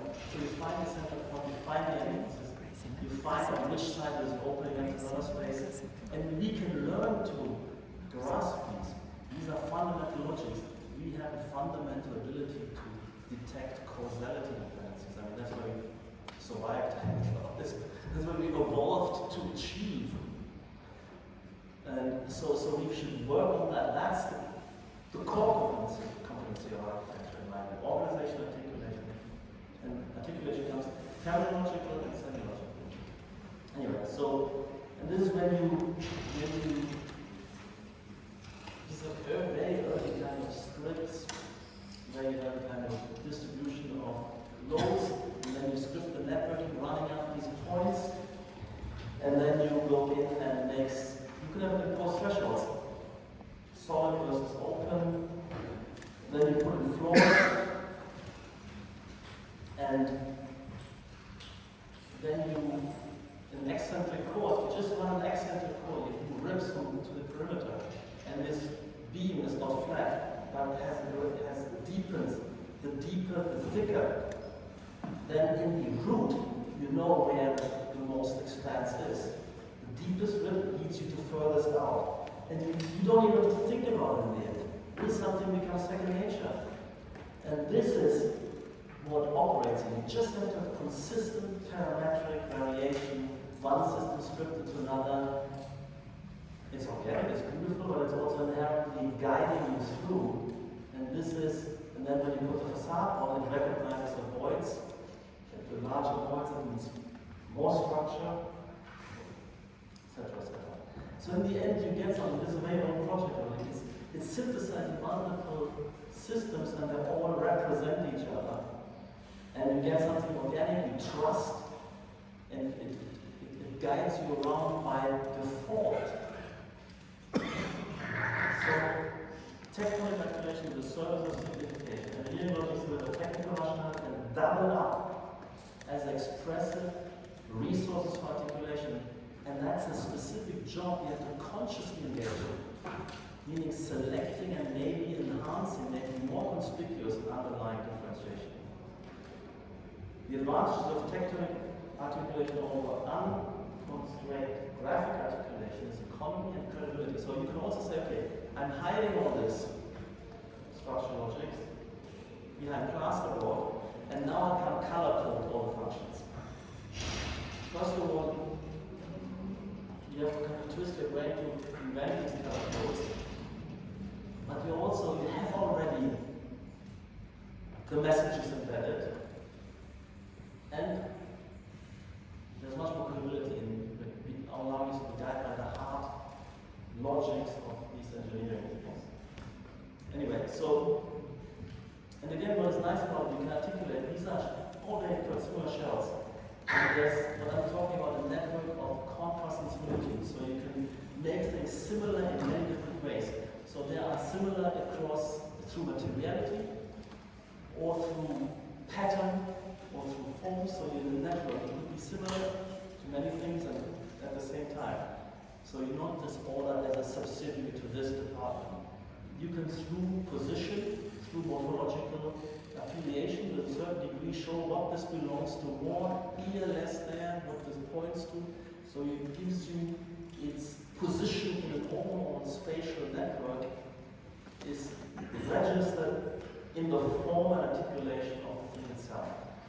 That is this idea of kind of holographic macrocosm represented in the microcosm. It's about communicative capacity, and to some extent, the classical architecture was using some of that. You have the Doric, Ionic, Corinthian, and in the end, when you bring them all together, the Corinthian is always the top, the finer one, and the Ionic and the Doric, the bottom, which in the Doric world, you know, it encodes something. A rustication, you're at the bottom of the project, and you have the stables and the workshops, and you have a certain semiology out of the tectonic already always in architecture. Architecture theory recognizes the expressiveness that took it over from the theater, that you have to express the character of the situation, of the event, etc. Anyway, so that's naturally in our field. And these are heightened. The rustication is actually making the stone weaker and making these deeper cuts. So it's, you just want to express that difference. It's, you know, it's not, you want a deeper layer of shadow, you want something more polished there. And I'd like to show this project off because when you don't do this, if you look at, this is garbage spill all over. And now imagine you have this kind of no man's land, garbage spill, suburban stuff, and you have to produce two car parks on different sides of a road, a tram station and a bus station. That totally disappears under normal circumstances in that. It becomes invisible, you never find it, you don't know what belongs together. So we have here the two car parks and a tramway and a bus station all integrate into something which is a very, very strong legible form. And everything works technically perfect. But that's our contribution. Selecting the materials and letting the concrete flow across the street so you show that these two belong together. And then making the roof of the same material, etc. And then using the curve to tie things together, because the curve has more binding force than a straight line. And then you express the cut of the tram and the cut of the bus. And then you use, when you select lampposts you use, could be anything, but you make something which harmonizes, generates a swarm logic. We increase the height of the lampposts, and then the lamppost transforms into similar element of columns, generate a field together with the lamppost. Now, columns and lampposts functionally have nothing to do with each other, but we affiliate them because they do communicate and work together. And then we have the lines of demarcation. They appear as light lines and cuts for natural light. And so these lines also swarm through, and it ties the thing together. And nothing is technically, in any sense, compromised, because there are so many technical solutions. You can make a concrete floor or a tarmac floor. So it's just about the orchestration under the heading of phenomenology, semology, orientation, navigation, a kind of gestalt. Gestalt psychology, we need strong forms sometimes. Anyway, so that's what motivates this kind of thing. And in the end, you have a strong similarity between the floor and the ceiling, which makes functionally from engineering logic no sense. It makes from an architectural logic an enormous amount of sense. And here's the thing, if you let a pure engineering logic design anything, you know what you're going to get. A hatchet piece of aggregation. Go to any place, go to a backyard, go to a basement, where you let the engineers loose without being architect. It is menacing visual chaos. It only works for these two people who work there for 10 years to find their stuff. So you can't overemphasize the difference between engineers and architects on that level, or the importance of the architectural expertise. And this is all about that. Visual communication, ordering, articulating, also suppressing detail, prohibiting clutter, but also orchestrating their positive, their work together. That's architecture. And what we need, of course, for tectonics, we need an enormous amount of expertise and the engineers to bring us all their logics. You can't give them a sketch. They have to bring us, but then we have to orchestrate on the basis of that. That's what architecture is. And our building life, our cities are, at the moment, there's nothing of that. Anyway, I'm running late, but here is the kind of some projects, university projects, where we're trying to use tectonism as a semiological project. So here you cover for different departments, the School of Engineering Arts, Faculty of Literature, the ordering in a certain way. We're color coding or using circles as a Venn diagram. In the end, it should be as legible or more legible as this diagram. So we work with shells, and we have different types of shells that aligned for different schools. So faceted, creased, and smooth. We have different types of interaction spaces. The lecture line, the workshop seminar, they have different footprints. Now they reoccur in the different schools. So you get these kind of combinations. It's a grammar. You superimpose different sets of distinctions, and you generate a kind of exponential variety which has meanings that accumulate. And then we're going into, different ways of integrating, one dominating the other, equal or with an interim, or smooth. So we're building out a repertoire, nesting relationships. And then we coming in the reticulation, different types of this quite a lot project work. Gridded, diagrid, orthogonal grid, extruded. Then we're looking at different kind of optimized structural dispositions. And we orchestrate them and use them to characterize the different parts, different interaction types, different disciplines, different types of social space, and we're building a logical grammar. And we're also looking for making sure that it's conspicuous enough, that the differences are strong enough so you can notice the difference, that they're not going too far, so we also notice the continuities. Look, this is not about liking or not liking, and then generating a campus, generating a repertoire, And in the end, everything you see, the global form, the reticulation, the type of intersection tells you what kind of space you are, where you are, where you're going. That's the idea, that's the dream of the project.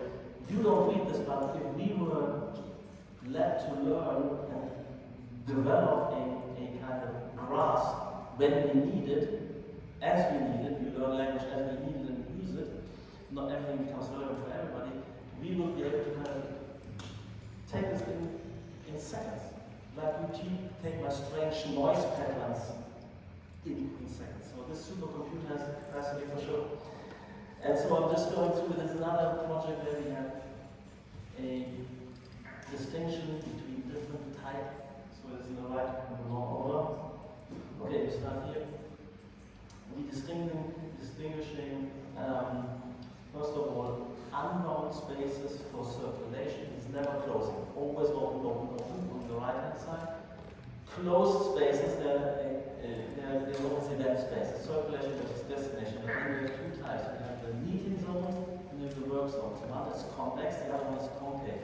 So you have to remember that, and you can grasp it. It makes logical functional sense, but also you have to be consistent, and then you can see parametric variation.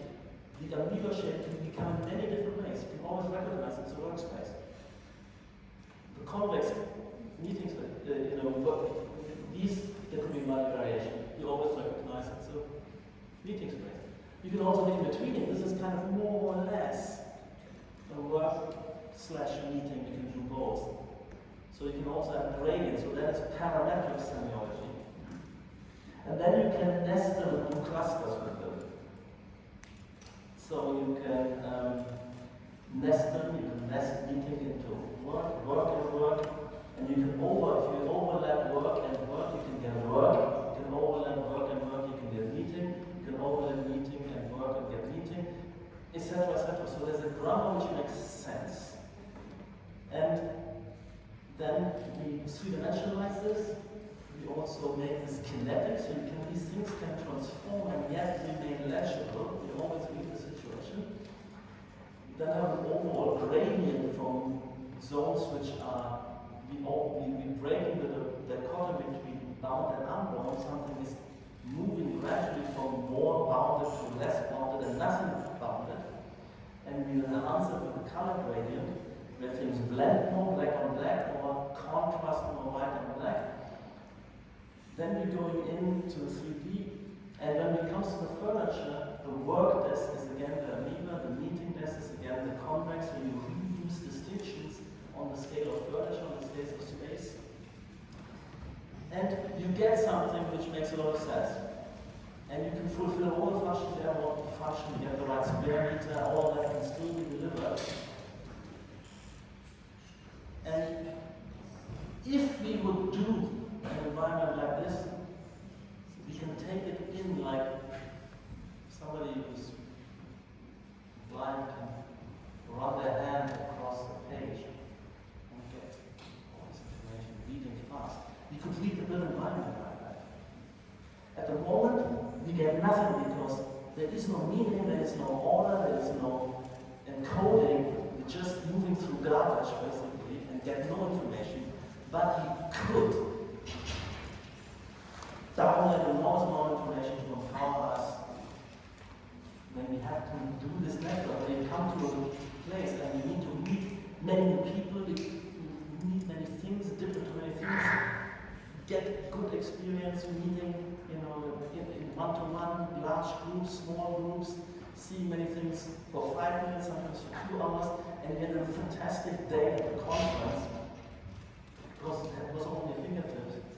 Or you go into a place where you find nothing and you get stuck in one corner with some person you don't like and you waste all your time. Or you make only 100 hellos and never work 3 days and you have wasted your day. And that could have a lot to do with the architecture. So that's our task as architects, to boost productivity, to boost our sense of contributing and achieving things. Because we are building the instruments of collective coordinated achievement in a society of knowledge and innovation. That's it.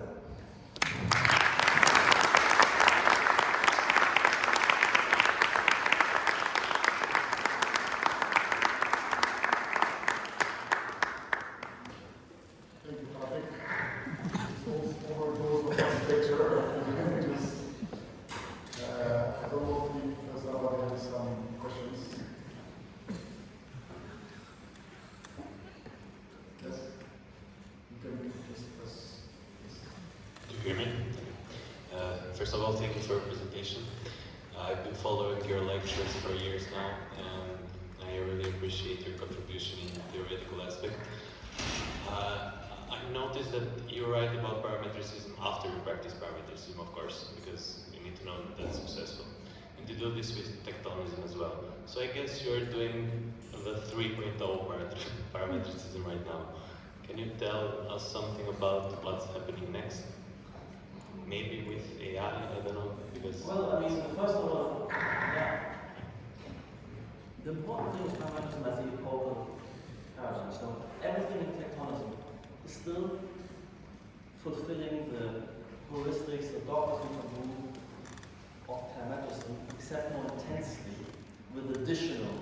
So it's a deepening and refinement and maturation and more potent. So definitely, and look, it's much harder because you have many more words to play with, to consider simultaneously. You need more skills and also more grasp of the underlying logics. So that even in our firm, we don't exploit this to the fullest with every project. And we have specialist teams and we discriminate and so on.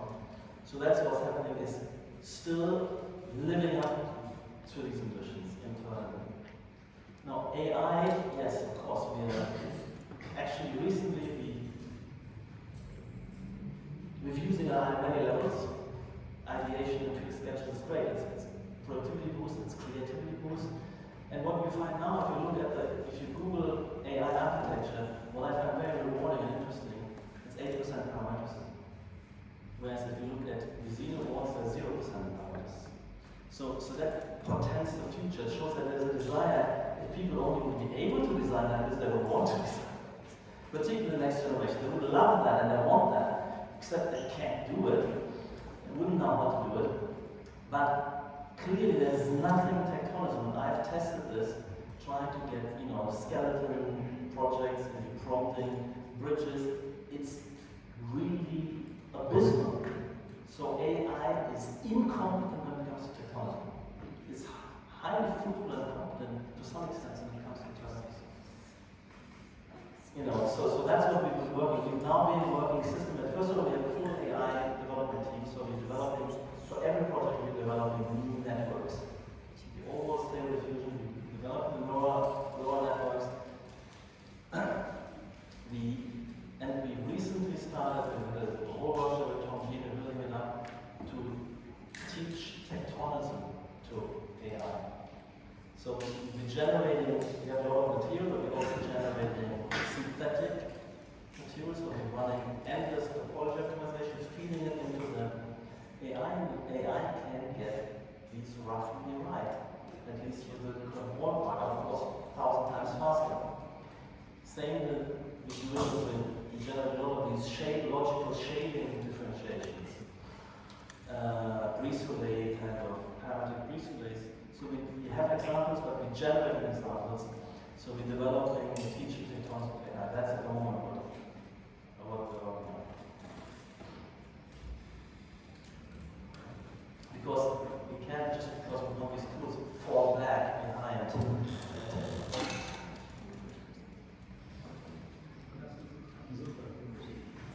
Hello, sir. Thank you for the presentation. My question is very general. Well, as the society is facing this climate change, I want to know your stance on the relation between architecture and the environment, and also how do you incorporate sustainable practices in your work? I mean, that's one of the drivers is environmental engineering. Okay? And so we also have a specialized team. So it's about overall massing, it's about sun exposure, a lot is about shading, and through massing and through Breeze-Relay and depth of the sun. And to do that in an optimized way. And I really love that happening. It also makes the building a compass of the outside environment, imprinting on interior conditions, or exterior conditions. So that's the way we want to work with this. We want to minimize energy requirements. This is about, and we tried also ventilation is harder. architect's way, when it comes to the morphology and the articulation of the facade, of the elements, the choices, the materials perhaps as well, the reflectiveness of heat absorption and so on, all these building physics things you would like to bring in.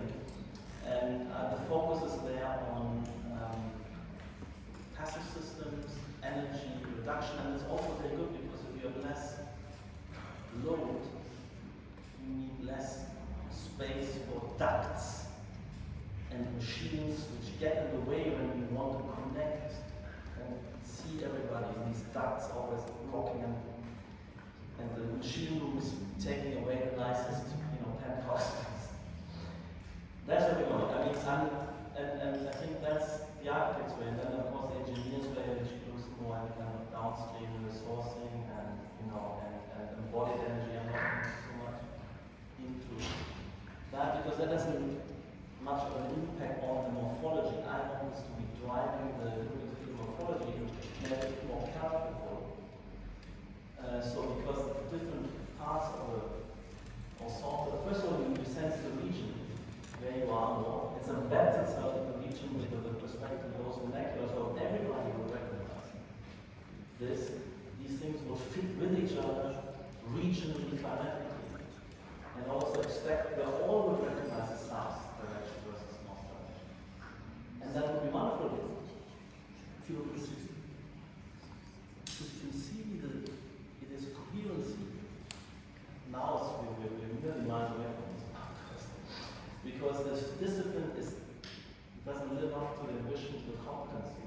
They don't know, they're unsure about it.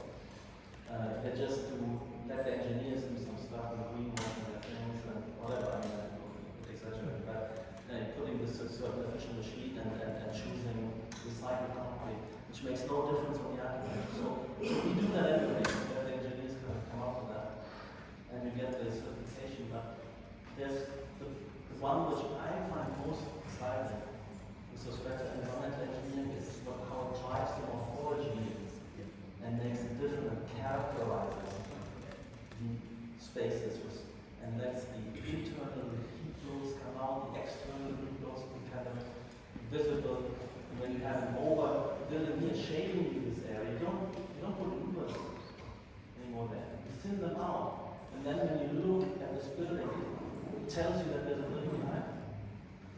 These are the things I'm interested in. And these are the architect's way of dealing with environmental issues in engineering. And I think they're quite distinct from the engineering. So for me, it just makes the architecture more communicated. And that's my headline. And one thing you should always remember as well, when it comes to sustainability and environmental kind of footprint and so on, we should take for granted that we shouldn't spend all the time, all conferences, all lectures, all presentations, eating up airspace and talking space just about that. After all, it's the cost. We should first talk about the benefits of what we create. And then, once we know the benefits we want to restore, then we think about which ways can we make it most cost effective, and that includes, let's say, environmental cost, as well as economic cost. So they're all because if you have less energy building, you also implement it. But we have to really get the hierarchy back. It's upside down. If you talk about cost, not building is the cheapest. Why don't you stop building altogether? And that's the conclusion many people draw. But that's really, I think, depressing and ultimately unviable. So I think we need to focus on benefits first and how this, the way we use the environmental logic, actually add to the benefits, the communication benefit. Can I have a question as well? We met earlier today and I asked you about this presentation, if it was, let's say, customized or not, and you said yes. And I'm gonna question you a little bit about that. So yeah, thank you for the presentation. It was very well structured. We've passed 2 hours and it didn't feel like 2 hours. You had this, let's say, beautiful way of making us understand that architecture is very much related to the economics of understands how they are somehow deriving from the economic conditions. And like part of my question is related to that. What are the conditions, let's say the economic conditions, to make your approach, the tectonism, feasible in a society? And the second part of my question is related to Albania, to the competition proposal that you showed also, the tower, which was in bricks. Is it, do you call it tectonism? And is it in bricks because the conditions in Albania are not there yet to make it feasible and possible? It's not a paradigm example of tectonism. It's not all the registers full. So we actually have to be some, blending with so many projects that you always find some of the projects delivering some of the dimensions of the frontier of material. Yeah. And in this case, this material was something which we never used. I mean, has certain potential if you explore it more.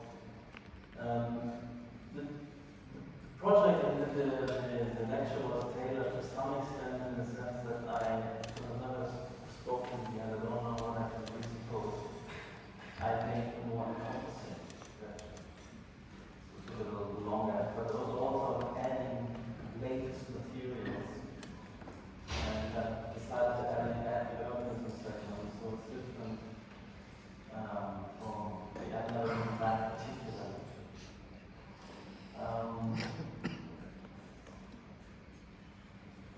Not sure if I answered the question. I think the benefit for this, so the conditions of tectonism, there's a number of. First of all, on the level of what a place requires, how a place functions, what is it, for instance. And I heard today that Albania and Tirana is emerging certain tech cluster, kind of startup culture or technology and digital technology, knowledge economy is happening. That through COVID has been dispersed. There are certain zones. And that is the first condition, is that society operating on the level of post-central society, or is it on the periphery working, subsidiary kind of. And if it's on the periphery doing subsidiary, it doesn't need it to that extent. It still needs something. And an area which is just having logistics sheds and Amazon logistics or they don't need technology. So you need, I think you need a good start to want it to do kind of high intensity incubation of the technology. It also requires that in terms of design, of course. And I told you, even for us, it's not trivial. And not all things that need to tool up. But you have these tools, and you have the engineers, and you have the ideal conditions to make it work. And of course, construction companies need to be fully geared up, and we see more and more of that, so that you can, it's actually all more economically efficient to optimize each element. To use less material, but that means these guys have to CNC equipped. And then the search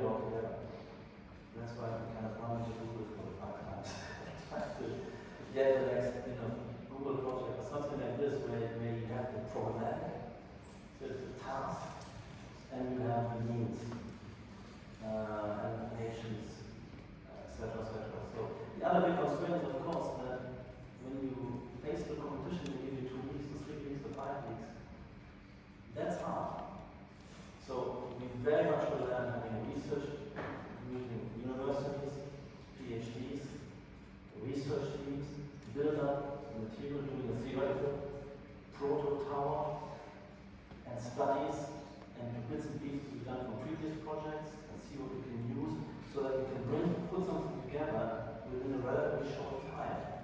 That's ours. So it's don't expect this to be universally permeating the field in 5 years. But I think in 20 years we should get there. But the discipline also has to get up to this. The discipline has to want to do it.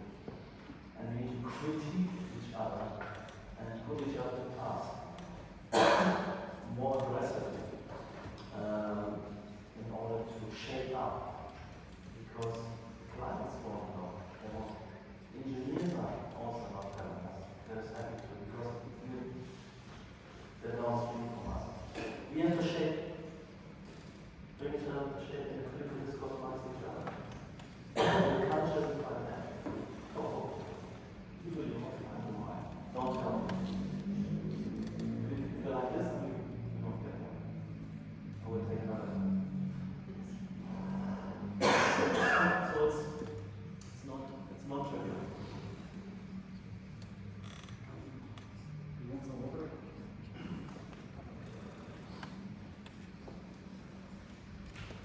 So, other questions? Okay, last one. I really enjoyed the presentation, and the concept and realization were very futuristic. I like the part related to nature and geography. Now, I come from a very different field of study, and I've noticed that the human tendency is towards traditionalism. So, what is the approach And for? towards what? Sorry? The human tendency is The human tendency is towards traditionalism and something that they already know. So what is the approach about cultural heritage? So blending in this concept with cultural heritage.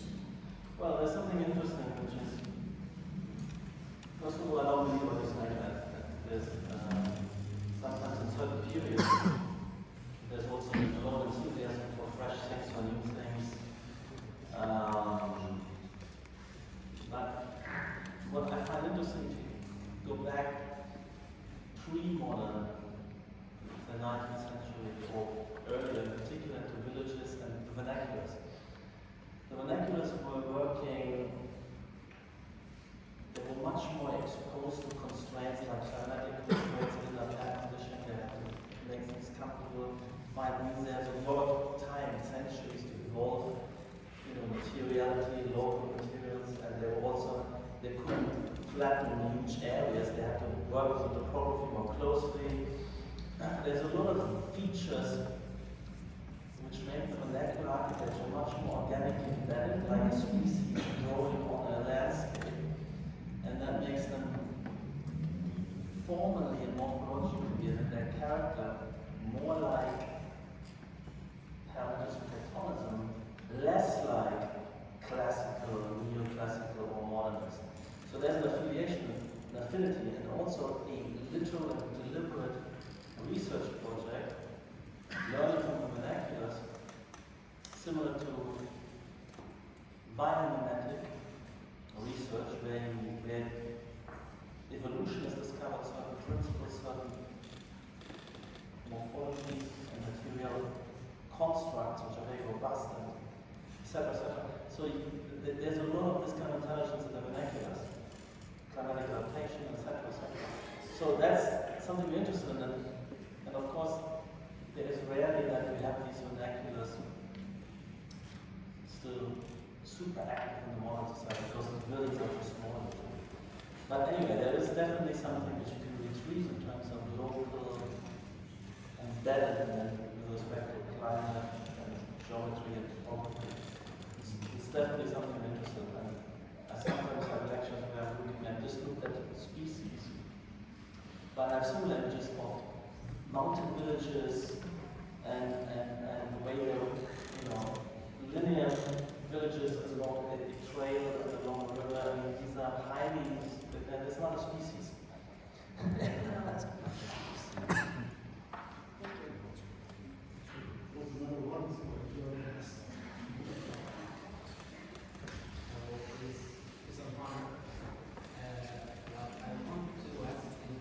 What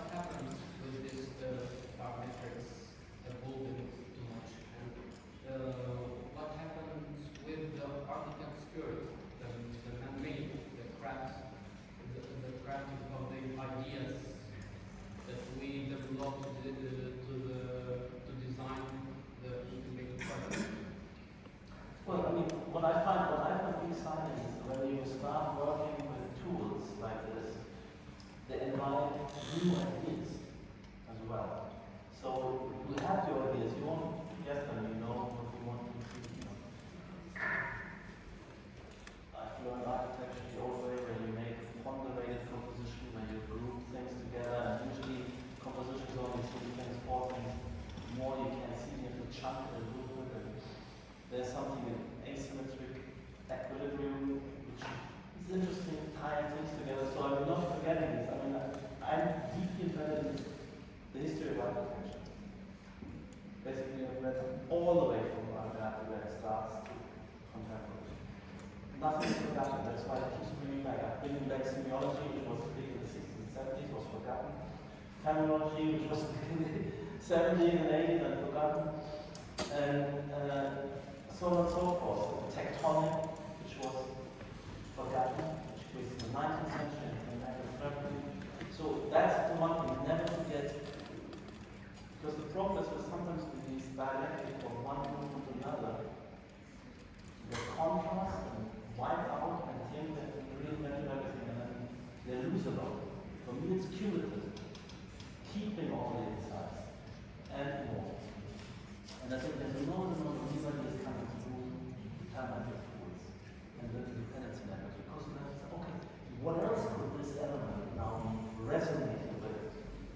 What other parameters in the environment should influence this shape? And how are these subsystems now letting the rooms appear facade? Because you want to, you can, and which tools you're using, which morphologies. So there's a lot of ideas in parameters, which are new ideas and exciting ideas.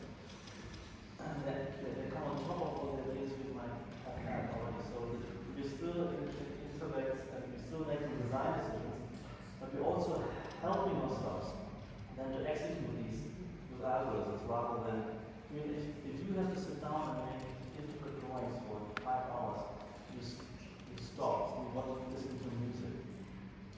If this is shrunk to kind of 5 seconds, then you have to keep thinking, keep making decisions, not every 5 hours, but every 2 minutes, like 5 minutes.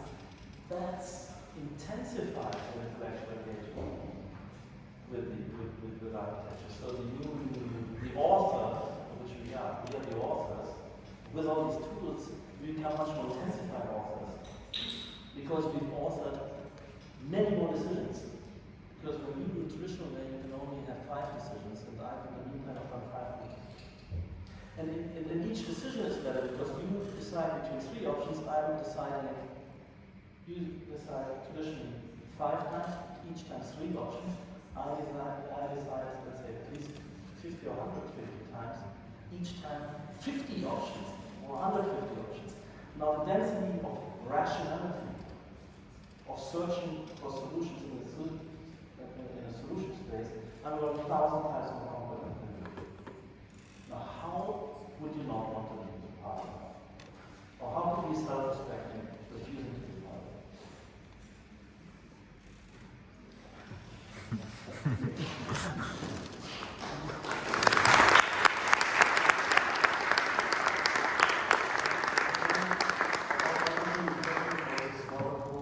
Very long lecture.